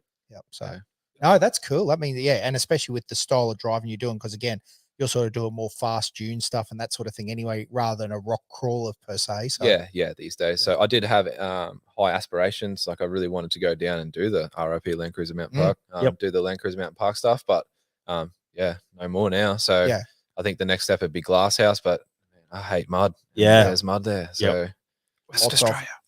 Yeah, that's where we're going. We're doing is it. there something in my ears right now? Yeah, definitely. I know, like one of our other friends, Trav. So Trav's building a GQ wagon, war speed. What's it? Is 408. 408. Yeah. With a Harrop 2650. Yep. So, and he's keen as well. You know. WA, but that's not going to be as much of an off-road car, I don't think. So. Yeah. But we'll definitely. Yeah. We're dragging him off-road, I think. Yeah. Got to race in the sand, eh? Yeah, absolutely. That's the rules. No, I like that. That's unreal. Yeah, well, there's another name that's been doing a fair bit around, isn't it? Like War Speed and building some decent forward drive. Like, I mean, they've been around in the street car scene for a long time, but they're building some really cool motors and bits and pieces now. Yeah, so I got associated with Troy probably a few years ago now, so about 3 years. Just by chance, just looking for parts, and someone said, you know, hit up War Speed and then the info, and he was just happy. Like you could ask him any question and he would be happy to give you the answer. You know, some of these guys doing the motor build, like I'm backyard. I'm no pro. Like Jeffro knows a lot more than what I do about this type of thing as well. But being able to ask someone confidently a question and they'll give you an answer, and you know, no, they're not leading you down the garden path. So I'm just War Speed. I've stuck with him since then. That's where I buy all my LS parts, and I think that's where you got my rod actually. Yeah. So I bent this rod and I was going to the beach to Bremer Bay actually, and I said, Nick, I need a rod that weighs this weight. It needs to be a Kelly's Comp Star at 630 grams. Yep. Hit up Nick, War Speed. Got on the Troy, and Troy's like, oh, I've got one, and it's Troy sent me a photo of the postage slip like an hour later. That's I'm unreal. Like, that's gangster. Yeah, that's so good. Which is something probably to touch on. Like, I don't know how he gets so much done. You know, you got to build you're there building engines, pulling shit apart. Doing the machine. So is he just a one-man operation? He was just a one-man operation, but Yep. I believe he has a second a sidekick there now. So but yeah, and he had the rod there. He always has the parts, and who wants to buy one V8 Conrod? No. And you're in the shop and they're like, hey, good luck, buddy. You need to buy 8. Buy 8. Yeah, that's right. Yep. It's not something that would be. So was it like a leftover part, or didn't care, just said didn't ask, you didn't care. He need just had one, it there. I'll get it to you. Yeah, that's awesome. Hey, so like he's great. He's supplied a lot of parts. So all the stuff with Dave's burnout car that I've done for Dave with the HZ. Yes. He supplied all that, and just all the LS builds that we're doing these days. It's just go to War Speed. That's a little plug. Go to War Speed. Go to War Speed. Or hit me up and I can help you. Where are they based out of? He's down in Sydney. Yep. Well, they're based out of the Pig Motorsport shed here in Central Queensland. Right. That's right. If you need parts. Distributorship is here. Yeah. Queensland distributor. So. We should have mentioned that. We're actually in the shed of Nick Hogg at the moment. So, we like to travel around and have a bit of a look around the place. And when we said we were going to catch up with Nick and Jeffro, you offered your shed, which is a beautiful little turnout, mate. I enjoy it. So we got the I like Jeffro's couch in particular. The casting couch? Yeah. Whoa. Yeah. No, but it's good, definitely. We're not at Fink here. That was like. No, I like it. But no, mate, I think it definitely makes a huge difference when you've got the right people around you and giving you the right bits of information because, I think that's something that just touching on it again, like that's straight back to it, is the social media. Like it's just the networking. Same way I met Jeffro and talking about car stuff. Same for Troy, you know? Yep. So that's the bonus to it. Like a lot of people say, you know, why do you do it? Why are you on the Instagram? Why are you doing that sort of crap? And it's solely networking. Yeah. The shit you can find and do, it's just unreal. Yeah. Well, even down to what you were saying before, where someone has done it before. If you dig hard enough, that information's out there. Sometimes it's not easy to find, but it's definitely out there, isn't it? So yeah, definitely. Yep. Yeah, it's something we have talked about before. Like it's the good and the bad of social media. Like there's plenty of good about it, but there's also plenty of bad about it as well. Like yeah, it's an interesting one. It's definitely a two-edged sword. We have some interesting conversations sometimes, Josh, don't we? With like, you know, a few vendors and suppliers that they get hit up quite a lot. That's probably something that's harder now. Now the game's changed a bit. I don't know how to say it. I'm not being smart. It's the latest advertising. Yeah, for sure. You know, no one's going out and people still might, but I'm not reading the paper. Yes. You know, don't watch much TV, so it's all the socials now. Yeah, so socials, YouTube. But probably the other way around. Like we're talking about, like Buddy Heath from PID. Like he gets hit up all the time about like, oh man, give me free parts, like, and I'll plug you on my Instagram. And he's like, doesn't really put food on my table. You know what I mean? Like, it's sort of that. If you've already got that customer base there. Yeah, that's the thing. Well, even probably as full drivers, we need to be aware of what we supply and what they supply and how we can work together. You know what I mean? Like it's a two-way street. You don't want everyone just bleeding, you know, race wheels or, you know, because they're awesome. We've had this conversation with Mick as well, you know, awesome little sponsor of ours, and we love them, but we also, you know, give us a set of wheels every second weekend. That's a hard thing to do. You know what I mean? Like, definitely. Yeah, it's got to be, I think as Instagram and, you know, all that sort of stuff, we've got to work together and make sure that that's all, you know. That's the reality of it, really. Like, it's not really how it works. You know, you've got to give them some return. Like, Well, that's interesting. That's probably what I'm saying is it's interesting because you probably see some of these people lives and think that it's all paid for, it's all clean cut. And, you know, we see old Shauno on 4-Drive Action. I hope I didn't shout him out. Probably negative gears now. Like next week, mate. Yeah. But you know, a complete legend. I'm not trying to be smart about that, but you know, you probably look at it. There's a lot of background work to that, isn't there? It's not just a simple start a YouTube page and all of a sudden you find someone's giving you free patrols or something like that. You know, like a lot of the stuff you've done is all, you know, off your own back, behind the scenes. You know, like, hey Josh, did someone give you a Gymco or did you? You know what I mean? But that's probably the thought process of some things. They see some YouTube and go, oh, the Gymco got paid for by YouTube. Well, it definitely didn't. No. Like, so it's everything is self-funded. Yeah, same Jeffro. But I do, like, we do get help along the way. Absolutely, like, 100%. And that's probably what we're pushing is like, you know, if you're that's good the to good them, side of it. They're good to you. Right. It's a good two-way street, and that's important for us all to understand. So, like, did you actually had some interactions with some guys from Dubai or UAE of not wearing Oh yeah, but like that's what I mean. Like, how cool is that? Yeah, good though. So, you know, I'm around being a dickhead in their traditional outfit. Yep. And I was wary of the situation. Like, I may offend some people here because I'm being a clown. I'm not not being disrespectful. No, not being disrespectful. That's exactly. Right. Yep. So I'm around, but just going with that whole UAE vibe in Australia. Good. Yeah. And then their response was awesome, man. And I was expecting some hate from them about that, but it wasn't. It was, man, that's awesome. We love that you're trying to mimic us, but you're doing it wrong. Do it like this. Yep. So next minute they're sending me like tailor-made out Kenduras, they're called. Yep. He messages me and he says, man, this is awesome. A good friend of Nick and mine now, like, and he's a solid contact. And if I ever go there, we have the, like, going on the network thing. It's like, now we have contacts in Dubai. Yep, that's cool. Literally pick us up from the airport, take us to their local spots and get around that as well. Yeah, parts hookups. Like, we've exchanged thousands of dollars getting him parts that he can't get, and he can get parts that we can't get. All from thanks to social media. Just going back onto that. But yeah, so this one particular guy, there's quite a few, but he says, you're doing it wrong. Measure your sizes, and gave me this measuring chart. And shoulder width, all that, you know, the whole deal. And he said, measure 2 mates as well, and I'll get them some too. So cool. 3 weeks later, DHL package rocks up, handmade Kenduras. That's cool. And that man, and I was like, how much? Nah, it's a gift for you, my friend. You know, like, it was awesome. Yeah. And then he explained to you like how to wear them properly and how to wrap them and everything like that. Hey, yeah, the videos of how to don't wear Adidas or Nike shoes with them. You know, like try and do it right. And I'm like down. I'm down to do it right because it's cool. Yeah. So something I didn't know until talking to you. There's a winter version and a summer version. Really? Like they have the So unfortunately, like last time we were here for the drags, we were gonna get them on and do it properly and go to your local hotspot here and get around it. But my car broke. So it kind of put a dampener on that whole situation. But I was talking to the guy that sent me them, and he said, "Oh no, you guys need the other versions, the other colors or the winter versions." And I was like, "No worries, mate. Send them over." But I'll be sorting him out for the next batch, but we probably should get that happening. That's super cool. I thought when you said you weren't doing it right, you was going to say that you weren't driving on two wheels or something like that. AK-47 out the window, like no, they do know how to party. Rollbacks. There was quite a lot of them, and then we were playing some silly music as well, trying to be like them, and then all the like the Arabs were sending me their playlists. No, mate, play this one instead. Spotify list? Oh no, just their songs and stuff. No, you're doing it wrong, man. Try this song and like, righto. So we've got all the hot tips now to do it properly.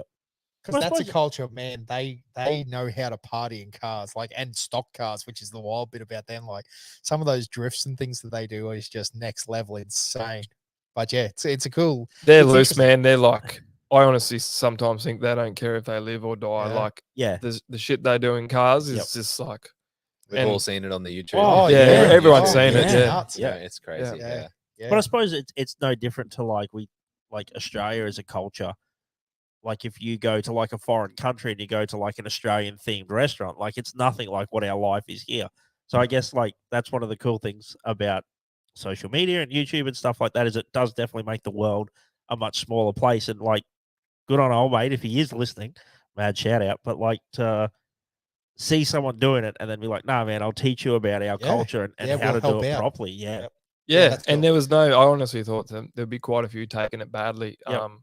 But this guy's the kind of guy I can message him and say, "Hey, mate, I want to be fully respectful in how I do this. Yes. How do I go about it?" And he will tell you he's good.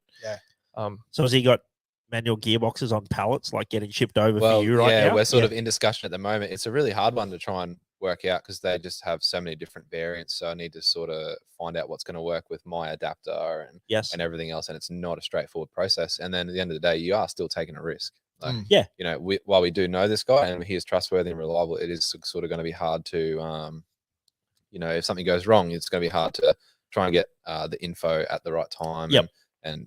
But I'm confident, so give it a crack and but call him Mr. ARP probably. Let's go to Dubai and just pick him up. He's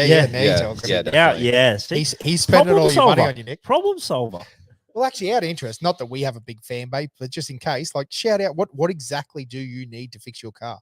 I'd need a GU gearbox, either 3 liter, 4.2 or 4.8. That's it. So 5-speed manual. 5-speed manual. Yep. So there you go. Any of them. Yeah. Get on, and if you are Albert. Yeah. I know a guy. We know a guy. It's still a manual. Now, out of interest, well, that brings up is the Albans, is it physically a direct replacement for yours? Like, is it a different size? There is one there.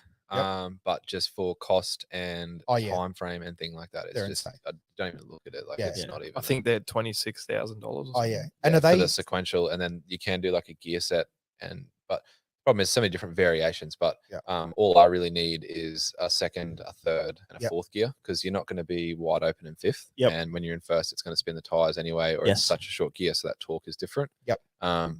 But the Albans, you can do like first through to fifth. And it's like starts at 10 grand, I think it is. So whereas, and that's in an old car, like in your case, you put it inside. Yeah, and you've still got to upgrade the case and change bearings, and they have to like machine the snout. So bit of knowledge. So most kits use a Toyota Coaster, like the van, the input. And there you go. Yeah, so you've got to oversize the front of the box to suit that and change a few things. That's interesting. And do Albans do a 5 and 6 speed in a, like, say you go to a full case replacement, like, you know, what you can get for the ones they send over to Dubai and that, they do a 5 and 6, or it's only a 5 sequential. I'm not too sure. Yeah, I was going to say, I'm not enough of an Albans guru to know. I'm fairly sure it's a 6. They do a 6, yeah. Is it the I think ST6? ST6, Yeah, well, see, that's the sequential. Yeah, so they just basically do that with a GU transfer. So So Dave Casey, another local dude, motorsport guy. He has one of those Albans ST6 transfer cases. Yeah. Yep. Oh, he had the ST6 gearbox, was it? Or he's got the ST. I don't know what the actual. He's got a sequential. Yeah, he's got the sequential with the It's with an the Albans transfer. Yeah, case. the rigid He's transfer. also got the Petrol transfer case for the Albans as well. For Oh, anyone So it's got a that's special There you adapter. go. So he's trying to sell it too. Yep. Shameless plug. for sale. Yeah. Just not to Hoggy. He's looking at you, bud. Yeah. I think I need to build engines for another 10 years. Yeah, yeah, copy. so, yeah, listen, and that's something that everyone's dealing with, isn't it? The reality is that you got to work within whatever your budget is. And yeah, Albans are a beautiful bit of gear, but if it's outside, it's outside. So yeah, but that's interesting because so when they do the transfer, we're talking about stuff that we don't know. We're all just guessing here, I guess. But so is their transfer an all-wheel drive system, or is it a low range as well? I'm not too sure. I believe it's just a copy of the of the GU and the GU. So it still has a low. Yeah.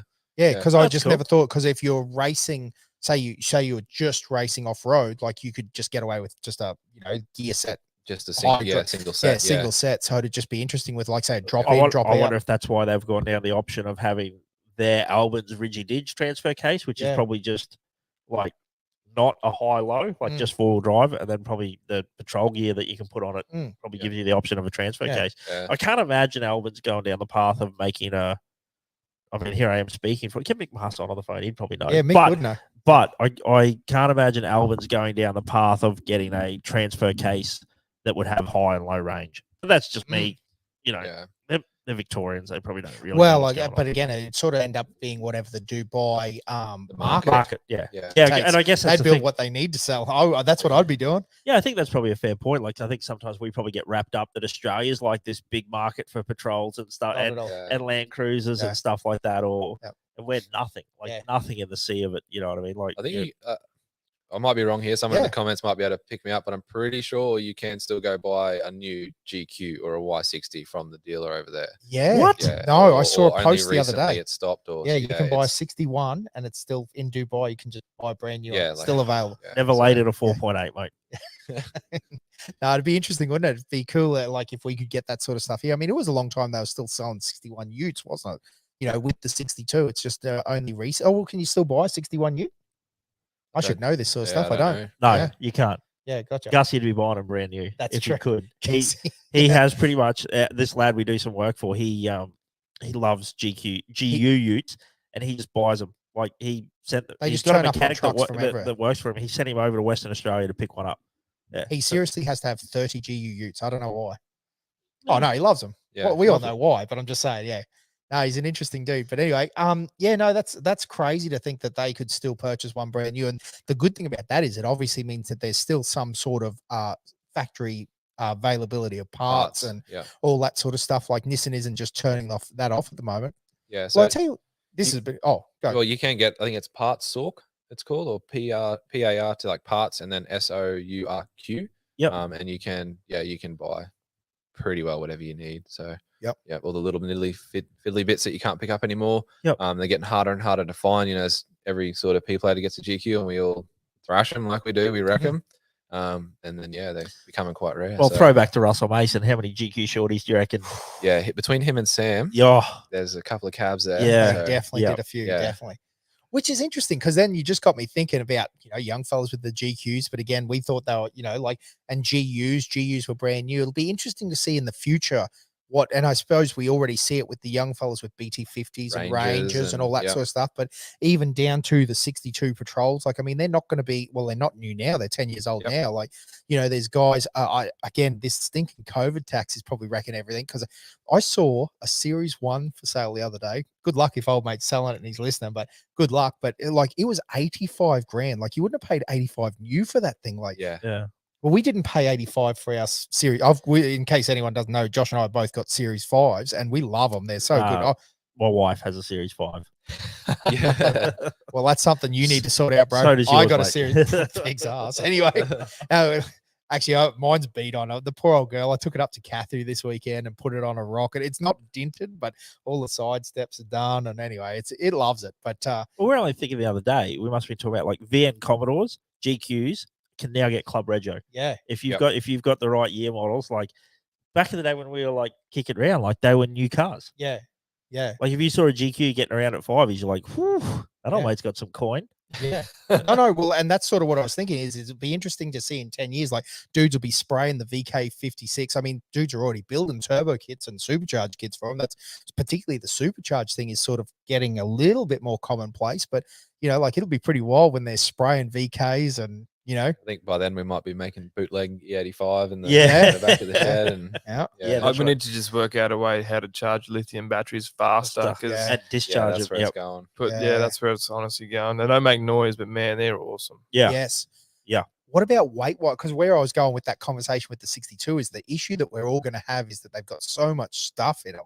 Like that's the killer. They're like 2.8 ton, 3 ton, even factory. Like, like a GQ Petrol, we thought they were heavy, but really they're light as anything, like 2.2, you'll get them down to, and, anything like that. Cause that's an interesting, like, coming from the street car scene that always I was on about is like a Valiant's 1,370 kilos, like 500 horsepower in a 1,370 kilo car is pretty quick, it goes like, whereas, now you put it in a 2.2 and a 3 ton and, there's GUs with drawers getting around there with double tire carries. They're 3.5 ton. Like that's a big girl. So you just got to add horsepower. More power. Yeah. Well, we had it when we LS that the work car, the Ranger. People went like, "Oh, it must fly." They're like, "No, it's no quicker than an It's SS heavier Commodore. than an SS Commodore. Like, it's actually slower, and people couldn't like wrap their heads around it. They just assumed because it had like transfer case, all the weight, big, parasitic load, and bigger tires. The difference is you can hoon up the dunes with that. You can't. It's fun. Cocaine's a hell of a drug. Like, no, it's interesting, but it's a fun car to drive. But it's still got that weight about it. Hey, whereas that in a Tirana would be quick, like it'd be a fun little thing. So that's something that we're always dealing with. I think with, again, the 200 series is going to be, the dunger of the future, but it's heavy, it's got heavy. Yeah, so I think it's going to be interesting to see how young fellas deal with that in the future.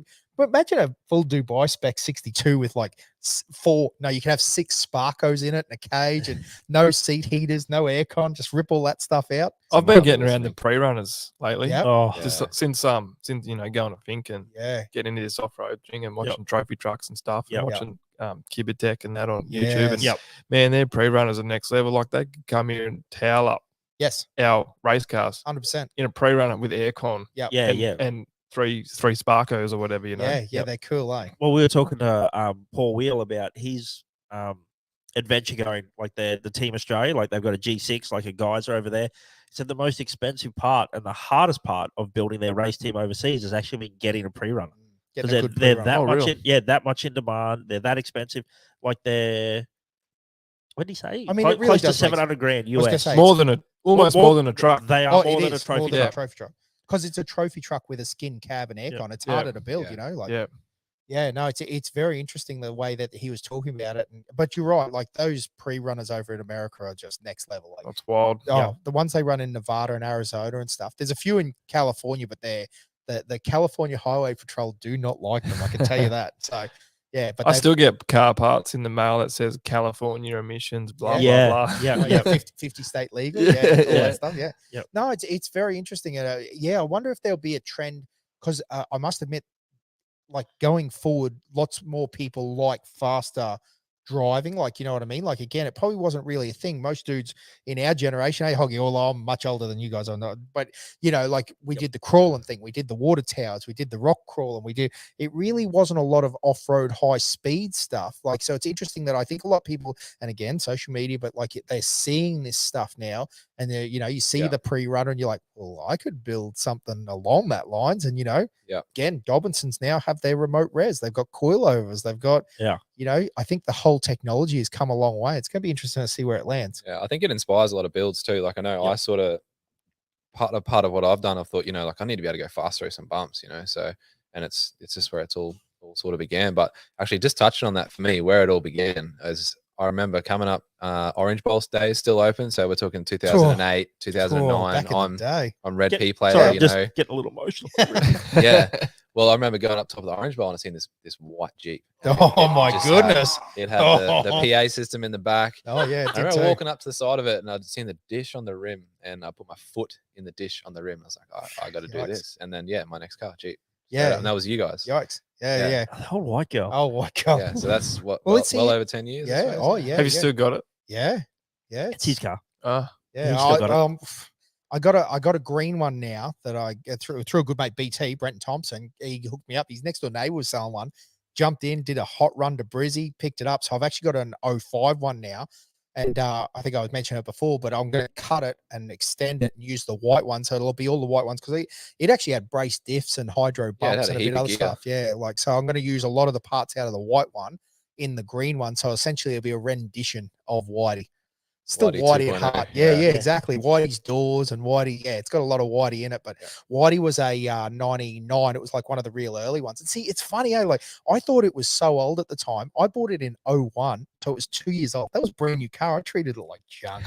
It was so bad. But that's what they were good for. They were good for. Like back, let's touch on the cars. The young fellas getting cars back then. Like we just went through Jeeps. Yeah. It was just, yeah. That's what was available. And that's what took us where we wanted to go. And yeah, like I think I had 3 and then moved towards the Petrol. And I think what it was for me is one night I saw one of the Stag boys with that black GQ shorty had a LS1 in it. There was nothing crazy, but you could feel it in your chest. And it came past you in the bowl and you're like, I need that. Yeah. Like, I want to go or fast. Swaff with his with the LS1 pound. Oh, with LS1 pound 75. Yeah, like he had an LS1 75 before he had Bumblebee. But I remember seeing that thing and I was like, holy crap! Like someone's put an LS into like a 4-wheel drive, and it was just so cool. Like you said about feeling it, like when it was in the bowl and he was up at you, there was just something.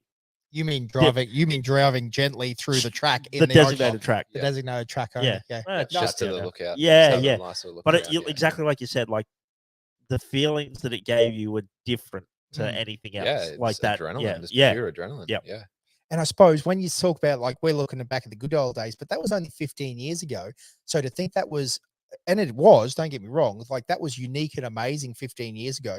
But now, man, most young fellas, there would be a group with a Barra powered something, with an LS power. There was multiple. I mean, we're sitting here and we've got 3 LS Patrols in the Patrols, Ranger as well, but LS powered 4-wheel drives in the space of 100 meters. Like that would have been crazy. Like Cornick's got his wall wagon. Like there's so when you start. I thought you got to be excited there, Josh. But no, like when you think about it, like there is a lot of good gear out. And again, I'm interested because like a lot of it's got good suspension. Like, a lot of it's got remote res, a lot of it's got bump stops. Yeah, it's an interesting. Shout out Dobbo, honestly. Like, we back then I purchased Kings. And when I bought them, like, man, $450 a corner for a shock. Like you're paying $250 for a bump stop and $50 for a cam. And like it was affordable. And now it's, man, if to be honest, I probably won't even rebuild these. Like I'm just going to go out and buy some Dobbos because they're just so much better shock, and it's just what he's done for it. Well, technology in itself, even like if you've got 20-year-old Foxes, like, and they were good at the time, they were like the best, but there's so much technology and shock that's changed. Foxes? Were they? Oh, it doesn't like Foxes, this kid. No. I had Foxies. I had a bit of a combo on the Jeep. It had Fox Smoothies remotes. Yeah, I had Foxies on the Jeep. And King's hydro bumps. But but Josh is dead to me, mate. King for life, boy. Oh, got 6 tubes. Got 6 tubes. Have you got TD42 tattooed on you? No, I never actually. You had a TD42, but not a turbo. Not a turbo one. Yeah, that's right. Yeah, I had a naturally aspirated TD42 in a GQ wagon on 37s. The real forklift. Yep. It was so slow. It was so slow. So like slow. honestly, we did a Cape trip in it, and we had to. You know how you talk about tailgating trucks? We had tailgate trucks, so we could do 95. Like if we couldn't do, because it had a rooftop 10 on it, we couldn't do 95 without a truck. Yep. It was a good truck. But it got us there. Whenever. It got us there. Yep. It was a forklift, that one. So it loved it. It's still around CQ somewhere too. There's a few cars floating around CQ that are old beat on current cars. Q Anthony Orff, the one. How crazy is that? Yeah. Oh, if you guys don't know what we're talking about, we got sidetracked there with Hoggy. But back in the day, I had a little nitrous sprayed Sylvia, and it wasn't really that quick, but it was good for the time. And it was a non-turbo, turbocharged just butchered at Q like the Sylvia. It was what motor was it? An SR20. Yeah. Right? So we bought this turbo off, or you bought this turbo off a guy cheap, and then we had this like, my old boy went through engineering when he was older, like when he had another mate that did mechanical engineering, and he was like a bit of a mad scientist. Like he had one of the original Motecs that you used to tune by turning dials on the front of it and stuff like this, and he had was it 4G63? Well, you're missing the story. So the turn dial, like literally screwdrivers with pots in a Motec, was in a Falcon with a 460 big block with a top loader manual, like a V-gate one. Yeah, so it was an XB coupe. And he actually tuned it like with little pots. Madness. Never seen it before. That would have been in. He was the nerdiest looking guy you've ever seen. Like early 90s. Yeah. Wow, It's not Russ. Yeah. No. Mason would have been into it. He would have built it. Yeah. He would have pulled it apart and built it himself. But he sold you a set of injectors cheap. Yep. And we literally just jammed the injectors in it. And the way we tuned this thing was we just kept putting boost into it until the air fuel ratios became good. It still ran on the NA computer. Like it was everything. Guts. There was nothing right about it, but it somehow worked. Yeah, and it was a lot of fun. But anyway, that car now, it's been through many, many young fellas, and I think it was destined for a scrap heap, wasn't it? Like literally like bare bones, end of its life, no interior, no motor, it's done. And now he's done full or bolt nut resto. I think it's a 4AGE. Yeah.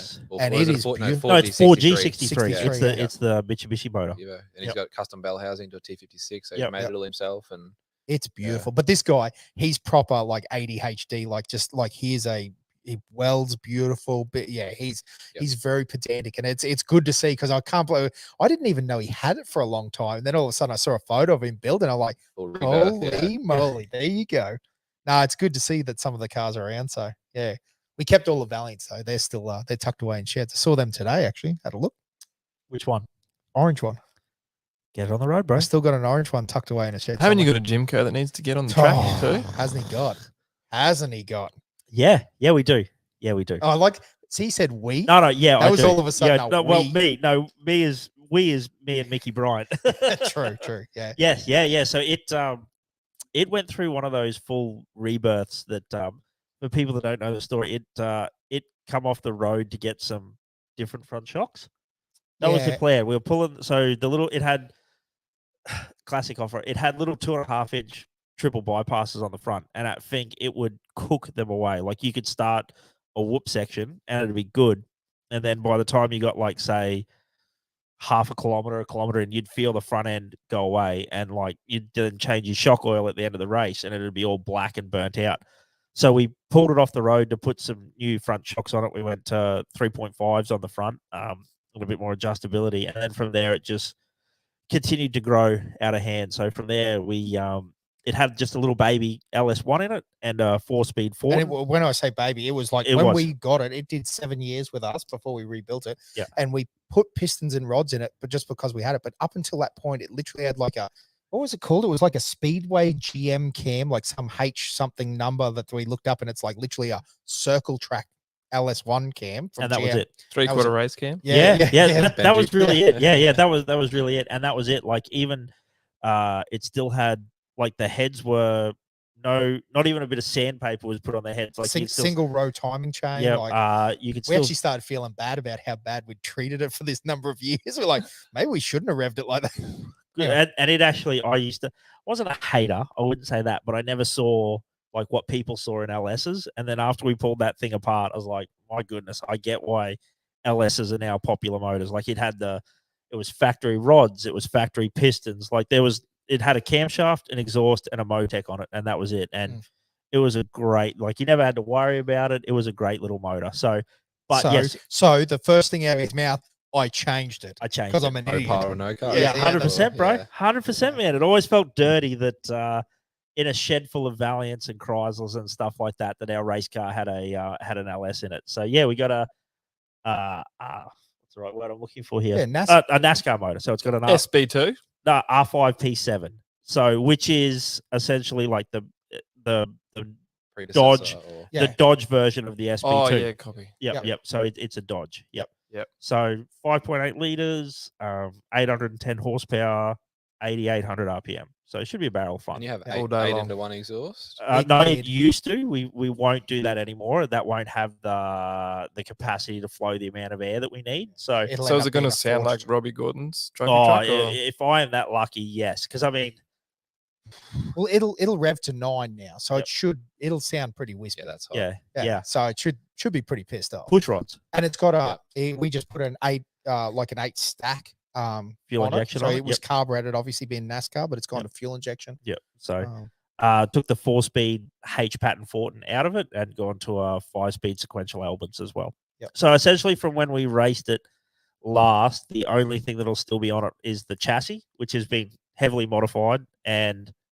the radiator, and and the rear shocks. The rear shocks. Other than that, everything else will be completely like different. New dash, new seats, new fuel tank, new. But it's happening. Yeah, oh, it's yeah. So definitely. this is the hard bit. So all that this stuff because you boys build cars. All the big things are done. Motor, gearbox, seats mounted. It's now wiring. Yeah, that last 10%. It's the killer. Bro, it's so slow. Yeah. So and all the little things like because obviously kids. Kids. So I had twins. Well, I didn't have twins. My wife had yeah. twins. Yeah. We started a family and went from 2 to 4 very quickly. So that throws a spanner. For sure, and that's cool. But the other big thing is obviously you guys talk about it with like I got my 4 figures. Like I think people think that happens easily. Like social media, 1,000 horsepower. Oh, my cousin's got a flaming, Honda Civic that's got a cold air intake and it makes 1,000 horsepower. But you talk about all those little things that that you then have to wrestle with when you've made that sort of horsepower. So because that motor is naturally aspirated, a touch over 800 horsepower, like you need airflow in. One of the big issues that we have in off-road racing is dust. So now we're in the hunt for air filters that we can make, or air filters that are readily available that will flow. I think, what are we talking about? We need to flow about 1,250 CFM of air in. So then that gives us redundancy so that once you get a bit of dust in, like, because you're not always operating in perfect conditions. So that's the thing. Like once you're halfway down the fink and you've been in someone's dust for 10, 15 minutes, those filters have dust in them. You now need to be able to flow 1,250 CFM of air. Have you found a high clone? Twin high clones. Twin high clone. So that's actually our little stumbling point at the moment is air intake for it, like the airbox and the intakes at this point in time. So and even lots of things, then making it functional, clean, but not look. I mean, we could just bolt massive Donaldsons to the roof and it'd look ugly as sin, like, so even making it functional so you can change it, but not tucking it in a place where you can't service it in a race. Because again, you got to understand, like if that thing blocks up, like your navigator jumps out, pulls a panel, services it right, does whatever we've got to do. You got to change a tire. You got to have a spare. You got to have a jack. You got to, yeah. So it's interesting because it is Tetris on those things. Like they seem like they're very easy and they are, but you almost need a tear off filter sock that you can reach from the cabin. So we ran that for years. Yeah. Yep. But we did eventually in some loop races, you would have drama with them because of the amount of dust that you'd suck when you caught slower traffic, like lesser classes. Like if you were doing a loop race and you ended up getting into the side-by-sides that were circulating, you'd have drama where you would look like I thought we were doing a motor and it just turned out that the filter was blocked. The filter, like the sock over the air filter had gotten so blocked that it choked it. Yeah. And that was a 400 horsepower LS.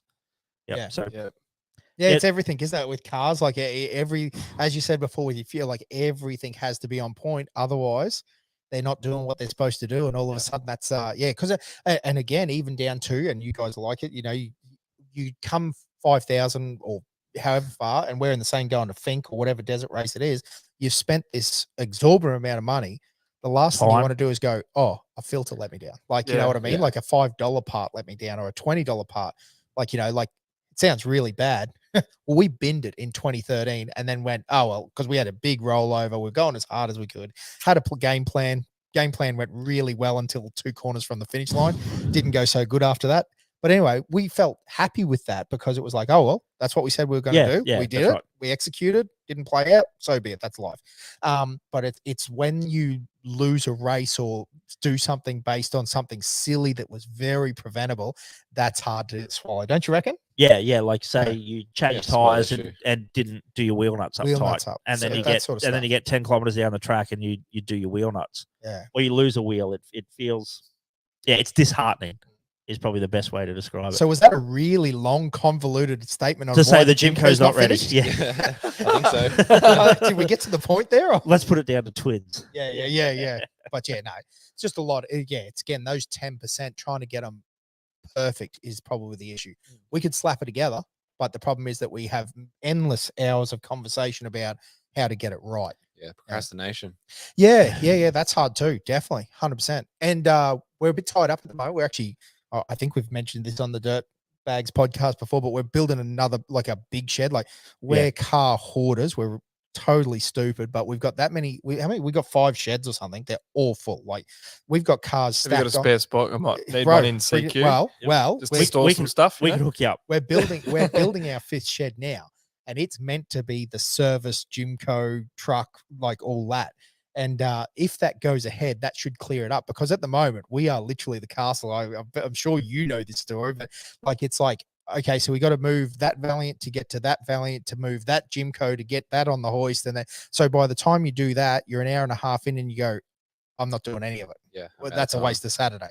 So like you end up doing nothing, which is procrastination. So whereas if it's got its bay, I'm really good at that. oh, I'm great at it too. Yeah. If I'll- we didn't have a hoist, we wouldn't be able to fit every car in our shed at the Yeah. moment. Like we've got to stack them on the hoist. Yep. Yeah, so no, hopefully this will clear up. But it's another one is that JC. We're actually hoping to do a podcast next week with our JC Senior. This is our old boy, and he is like the fundamentals of Team Current or whatever the heck. So you guys pull it apart, he puts it back. Pretty much 100%. 100%, man. That's been our whole life. Like Josh has got a story. I'm sure he's told it on this pod before, where he drove down to ARB Southside. They were the crawler deal, BF Goodrich crawler dealers. Came home with 37s. My old boy was ropeable, literally standing in our front yard in French. He goes, "You boys are dickheads." He'll probably say that he didn't say that. But You he know, 100% so said that. And- he's only sworn at us twice, and once was in a think prep, and this was the other time. Yeah, so he's such a good dude. But Yeah. anyway, long story short is anyway. He went upstairs, had a cup of tea. He come back down and said, "Righto, how do we make them fit?" How do we get this? So, down? and this was on a 1980 Hilux, Yeah. that we put 37s on. So, and he's just like, "Righto, Yeah. how do we make them fit?" Yeah. So we spent the weekend putting them on the bead locks, like getting them on there and everything like that. And then he loved it. Eh? Like Yeah. everywhere we went, he'd brag about like the 37s on the Hilux. So yeah, he's a funny old dude. Yeah, we've been in our shed rebuilding cars. Like we were leaving for a race at Breakage. We were leaving for a race at like 10 o'clock, and we still were like trying to we were putting the heads back together. I say Vertical was the rebuild. Yeah, we're putting the heads back together, and he like made this little, how would you describe it? Like a little, you bolt it into the head, and then you can compress the valve spring, Oh, yeah. so you yeah, can put yeah. the retainers in. Like he Yeah. made his own one, and Because that's the other thing that I got to tell you. he'll He is never buy super anything. tight. This Yep. dude, he's a good dude, but like it's crazy how tight he is. He'll Anyhow, love me saying that. it wasn't that effective. Like it was homemade at 3 o'clock in the morning, so it wasn't that effective. And the very first valve spring we went to put the retainers in, it failed because I don't think I'll say it was operator error, and it launched the retainers like into all corners of it, like opposite ways. So at 3 o'clock in the morning, we're like on our hands and knees Looking for the collets. looking for the collets, man, so that we 'Cause could. we had no spares, you know, we had that's- no Oh, spares. yeah, spare collets. Yeah. Not us, man. You need a metal detector. Uh, That's so- why. so Yeah.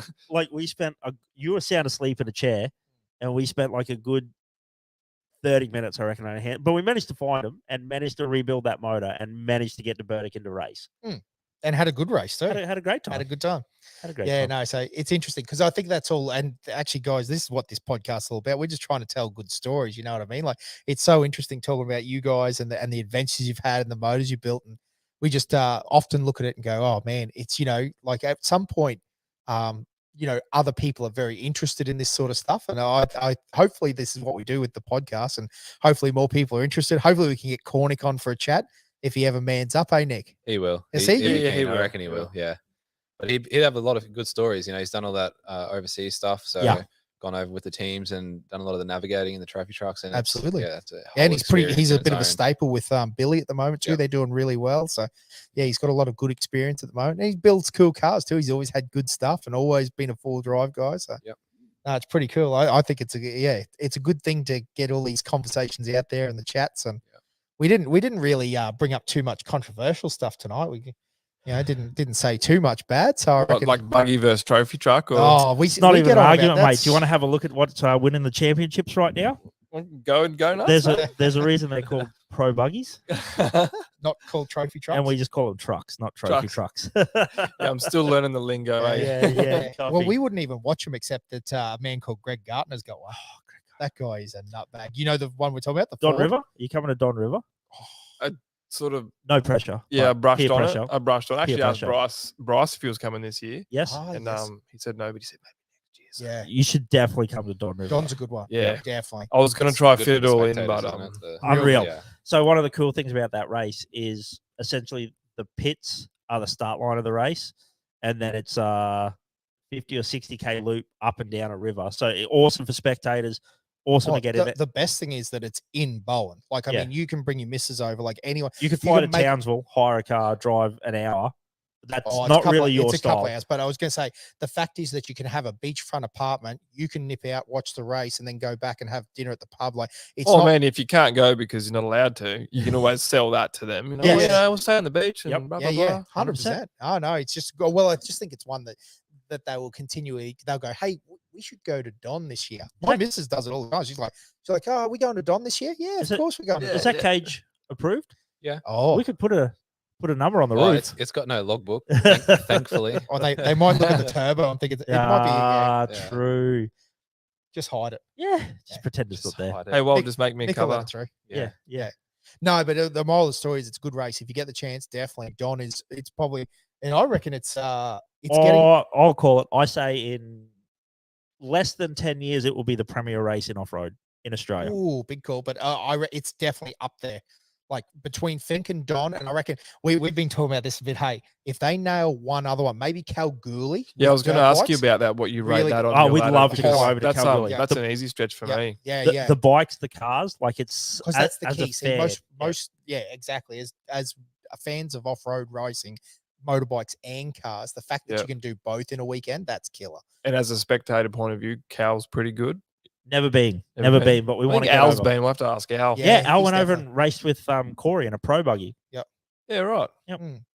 Yeah, no, it'd be worth a look. I definitely think it'd be worth a look.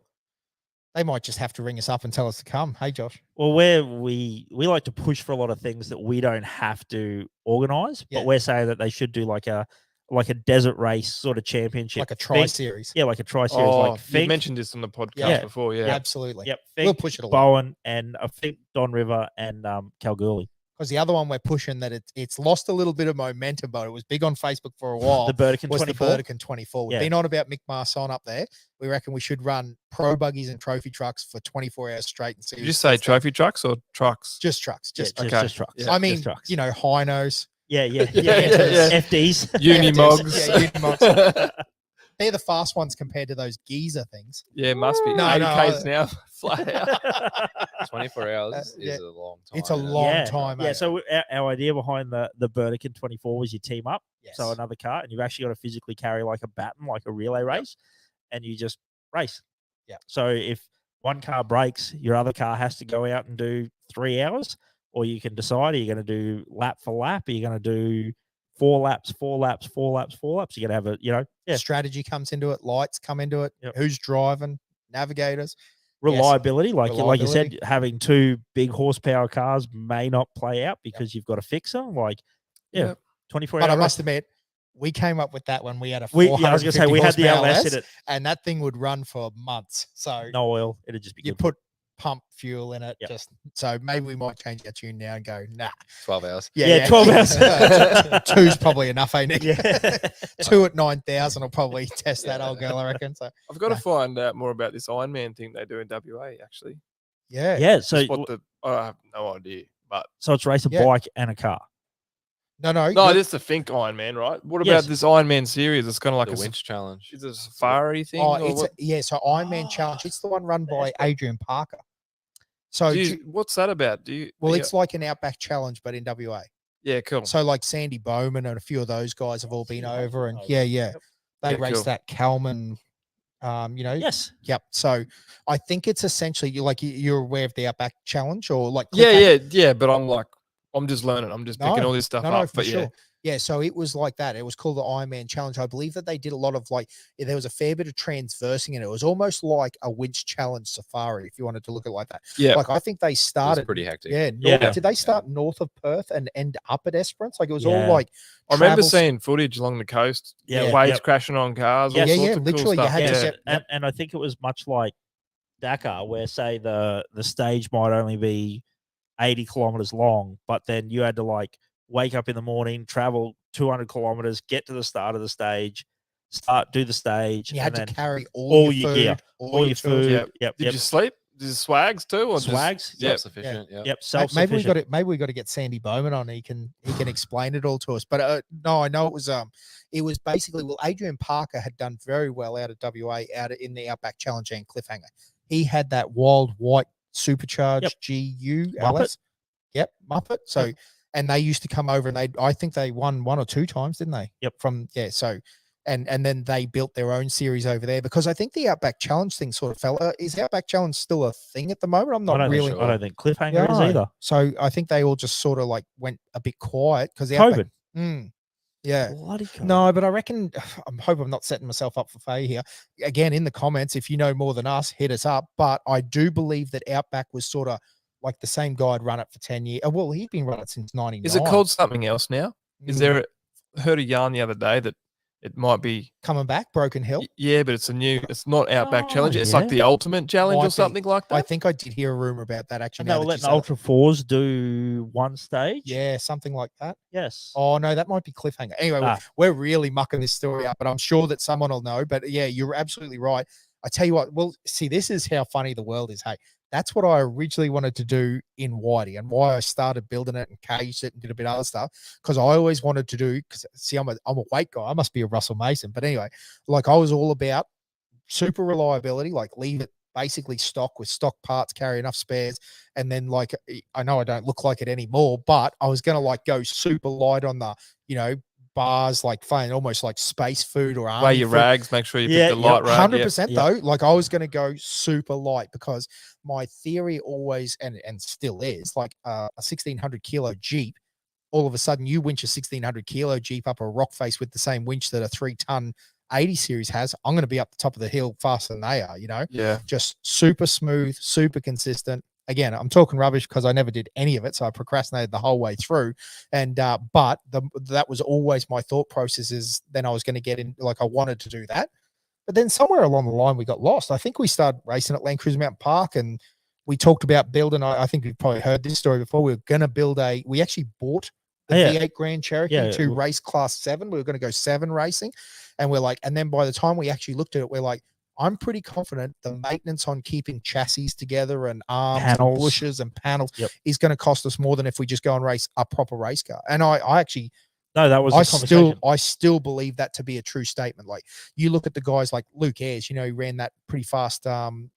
He won Class 8, raced Fink and a few other races. He raced a 75 series, 80 series hybrid thing.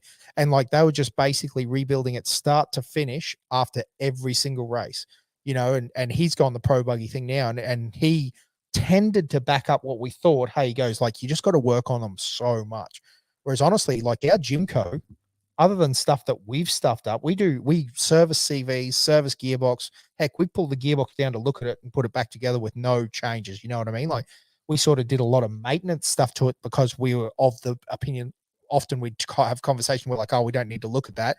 You do, because otherwise you're going to end up a $5 part will fail. But as long as you serviced them, even down to CV, we used to pull all our CV balls apart and clean them and petrol clean them and check them and make sure that, and if none of the hardening was off them, put them back in. Let's go again. Yeah. Seat time versus cost. 100%. Yeah. It was very good. And that was the big thing. They've got the big rod ends, they've got the big hind joints, they've got the big uni balls. Everything was made in them to survive. So yeah, it was interesting because again, we might be on the wrong track, but that was just our opinion on what we saw. And because we were going to go 7 racing because we thought particularly it was a V8 Grand Cherokee. And at the time I went, everyone else is racing TB 42 GQs and that, we're like, this V8 Grand Cherokee will smoke all these patrols. Like, it won't even be a challenge. They're all linked up. They're all coils. There's no leafs. Like, dudes were racing like 75 leaf spring MQs at Fink. We're like, holy moly, they looked so bad. Dude had a Brumby. Now he was fast. You remember that? I do remember the Brumby. Stuart Zelensky or whatever his name was. He took out a couple of times. Yeah, very fast. See, we would have bitten off more than we could chew with him. He'd be like, you bunch of idiots.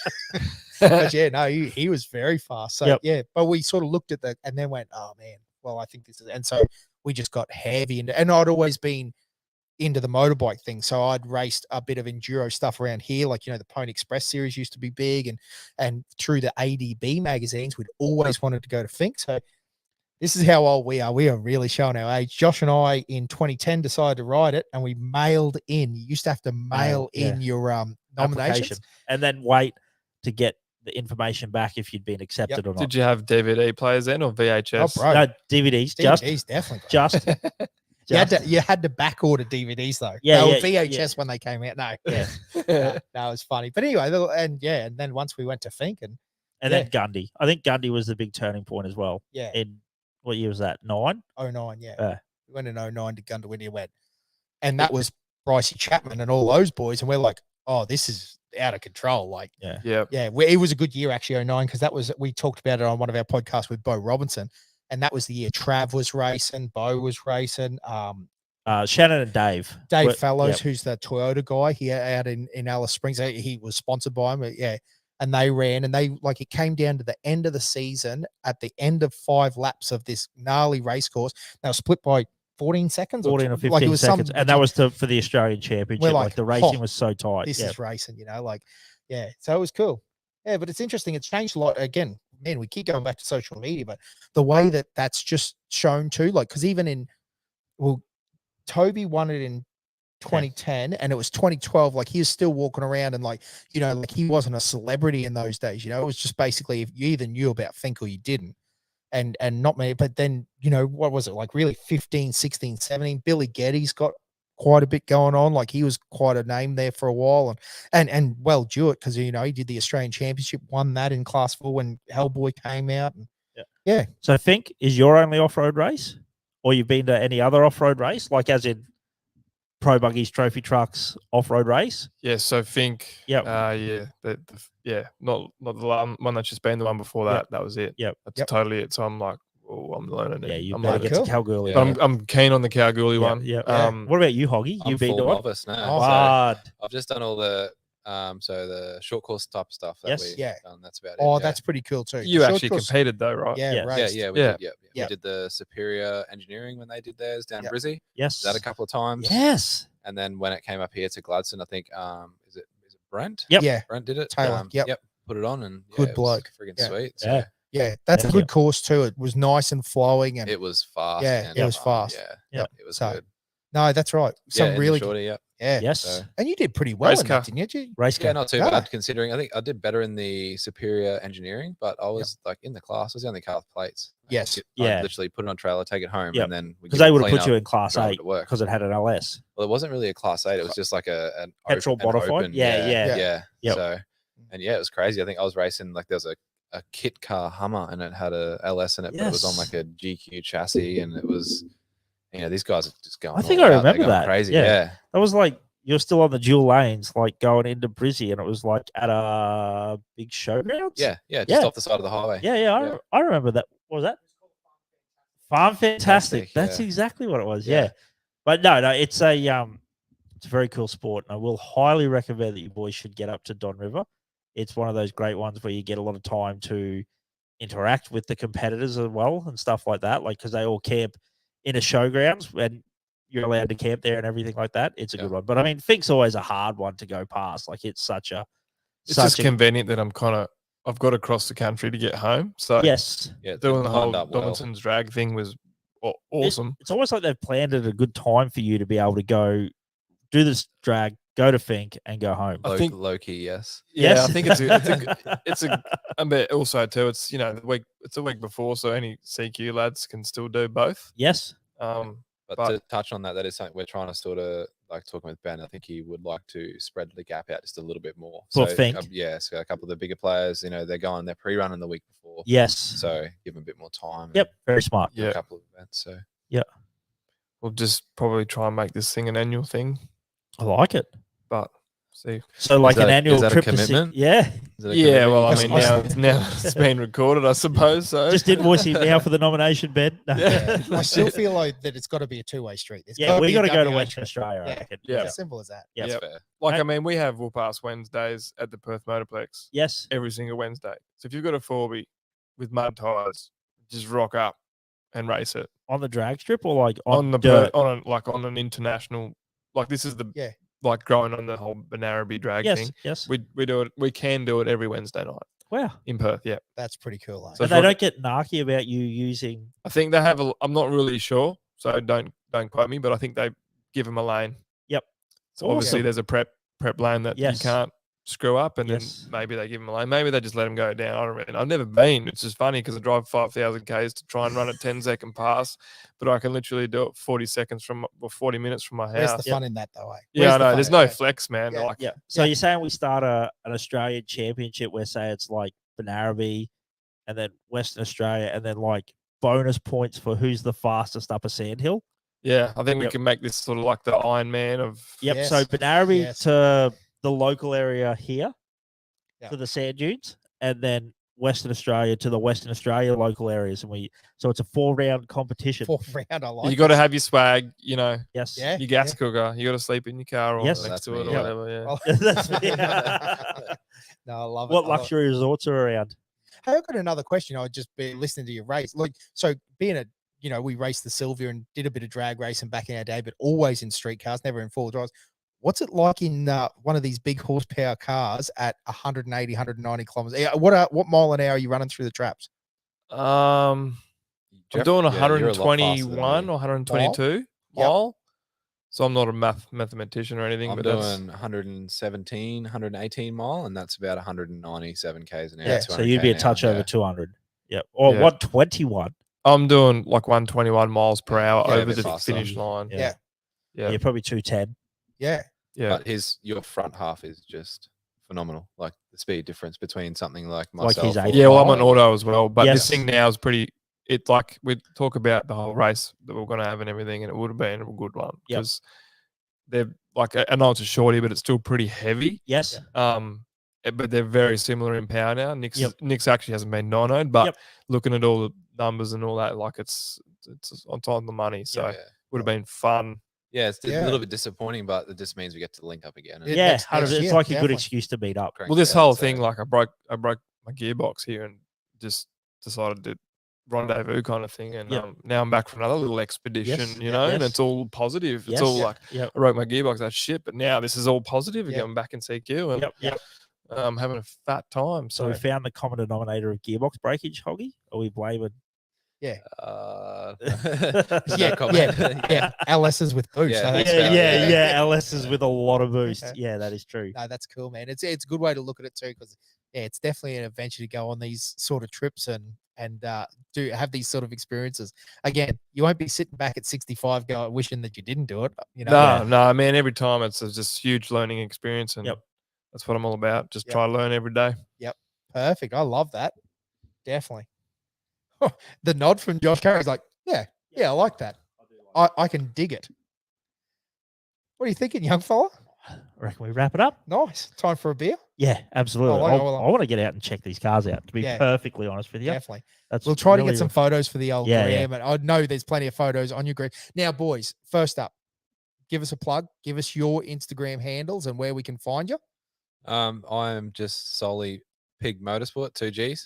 And yeah, honestly, I appreciate it. All the follows. And if you've bought a t-shirt or something from me, you have funded this. Like Yep. this is how I afford to do it. So Love it. yeah, it's great. Jump on, give me some support. And That's Yeah, awesome. yeah, There's love to always catch up with videos. yous. There's always bits and pieces. There's stories. So well worth. We follow. Hey, Josh, we Hell yeah. love it. So Oh yeah. yeah, it's good. There's always some action happening. And Jeffro, hit us with it. Man, I got a list so long of people to thank, especially since like just crashing for free. Yep. But yeah, big ones, Dobinsons for the support, putting on the event. It's been awesome for them. Awesome for me. I mean, yeah, John for the recent use of his hoist and all that for getting my car going. That's John Pratchett. And yeah, Nick, Alan Cornick as well. Yep. He's been literally swinging spanners with me all week, getting this thing back Cornick's a G. together. Yeah. He's yeah, literally he he's got he's a gets it done. thug, hey. Yeah. he's Yeah, got yeah. 1 week off, man, every single day. Yep. He's babysitting me, Yep. looking after me, leaves me his car. Yep. The whole deal. Just absolutely looks after me. Yep. Awesome. So thanks to Al. Probably the boys at Burson's. Yeah, the boys big one. Burson's going in there every second day or every day looking for parts and bits and pieces. Shout out Cookie. Johnny Yeah, and they're Johnny and Cookie super and other solid in lads. CQA. The Burson boys here are top level. Yeah. Yep. Yeah, Yep. just to touch on that, like, sorry to interrupt, but No. like I recently had my old man chasing some parts down. He's moved down Sunny Coast, and I said, go to your Bursons, and he's gone to Bursons, and down there they can't get him the stuff. And the guys up here, they're just next level. Like, Yeah. I've bought Yeah. stroker kits through there. Yep. Like, Yep. whatever you Yeah, want, they they're just gonna- genuinely they're gonna love get Yeah. Yep. Yep. So They've been it's solid. just crazy, but yeah. Yeah, like they'll order like Holly parts for me. Yep. And get them. But yeah, sorry if I forgot anyone because there's a lot of people that have helped out. But Regan Hines has been around helping me out every single day. Yep. It's good. Wiring Guru. Yeah. Yeah, it's been awesome. And But what's your Insta is oh yeah, I think it's Jeffro Charles. at Jeffro Charles. Yeah. If Or you look for Charles the Jeffro. the I Flying can't remember Spitz. if it's Charles Jeffro. No, I think it is Jeffro Charles. Or yeah, cool. Yeah. I don't even actually know, mate. It's just always logged in, eh, mate? Yeah, oh, man, it's just something that's never ending. Eh? But No, definitely go and give the boys a follow anyway, because Yeah, for it's sure. great content. And like you said, it's supporting dudes and they get to see you do these sort of events and action, and it's well worth a watch, guys, for sure. And And, yeah. we just want to find like-minded people keen to Yeah. do the same Yeah, thing. absolutely. That's what it's 100%. about. Yeah. So yeah, and we might again, sounds like the boys are booking a super tour to WA, so you'll We'll have to jump on board. have to get on board Have that. to jump mate. on board that. Be a yeah, if good show. anyone works for that train line that goes for the thing, we need to hook up. yeah, So we need yeah, a couple of spots. Yeah, Yeah. you need a double decker trailer, Yeah. just fun. Yeah, Well, she'll love it. Brycey has a couple of transporters, eh? yeah, Yep. yeah. We might have to G Yeah. because Bryce actually hasn't come in to see me in WA. So Yeah. we'll have to- We could get the champion over there as well in the sand dunes. Oh, Pricey in the champion. Yep. In the sand dunes. he should come to the Cow Desert race actually. Yeah, We're listen, solving the world's problems. I was gonna say he's been posting a few more videos of the Jimco. I don't know if he's snapping you or whatever, but like there is a bit of action happening there. I think he's pretty keen. Is he racing Warrior? Did he say he's prepping it for? So I think he might be racing after Don in New South Wales because he's a bit of a Warrior specialist. definitely. meet this Yeah. guy. Yeah. Yeah, he's good. Yeah, he's a lad, bro. Oh, yeah, yeah. You yeah, boys yeah. will you Get- will like him. Get him Yeah. on Snap, Nick. He'll keep you entertained. Nick. What on earth? You'll enjoy it. Yeah, no, he's a good dude. So, because he's always just being random in his like he just drives around his backyard with no panels on. Oh yeah. Yeah. Yeah. Yeah, because they're I on don't a bit think of, this is they're a on a bit secret. no, He, they're- he tipped her over the other day in his backyard. He's a weapon. Man, he backflipped his Can-Am. Oh, yes. backflip? Yeah, yeah, Yeah, that's he's- right. he's That's all you wild, need to man. know. He is a Yeah, wall yeah, man. yeah. He Right. built because their family does earthworks and stuff like that. So they got like machinery, backhoes, loaders, whatever you need. So yeah, he built himself a ramp so that he could backflip a Can-Am. I think when it landed, did it a lot of snapped damage all- to it himself. snapped everything. Yeah, But yeah, he yeah. did it. He did it. He Yep. definitely did it. Yeah. He did do it. No, he's a legend. But no, the WA trip, that sounds like an absolute perler. And the Lock her more in. LS cars, the better.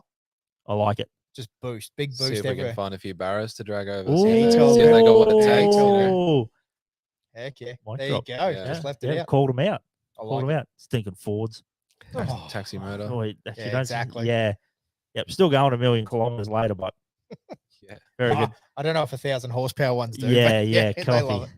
Very good. Awesome. All righto, boys. We appreciate you guys finding Yeah. a bit of time tonight to come on the podcast. And Thanks for having us, mate. yeah, It's it's yeah. been a awesome. blast. It's been really good to hear some of your stories. So all the best, boys. Cheers. Cheers. Hooroo.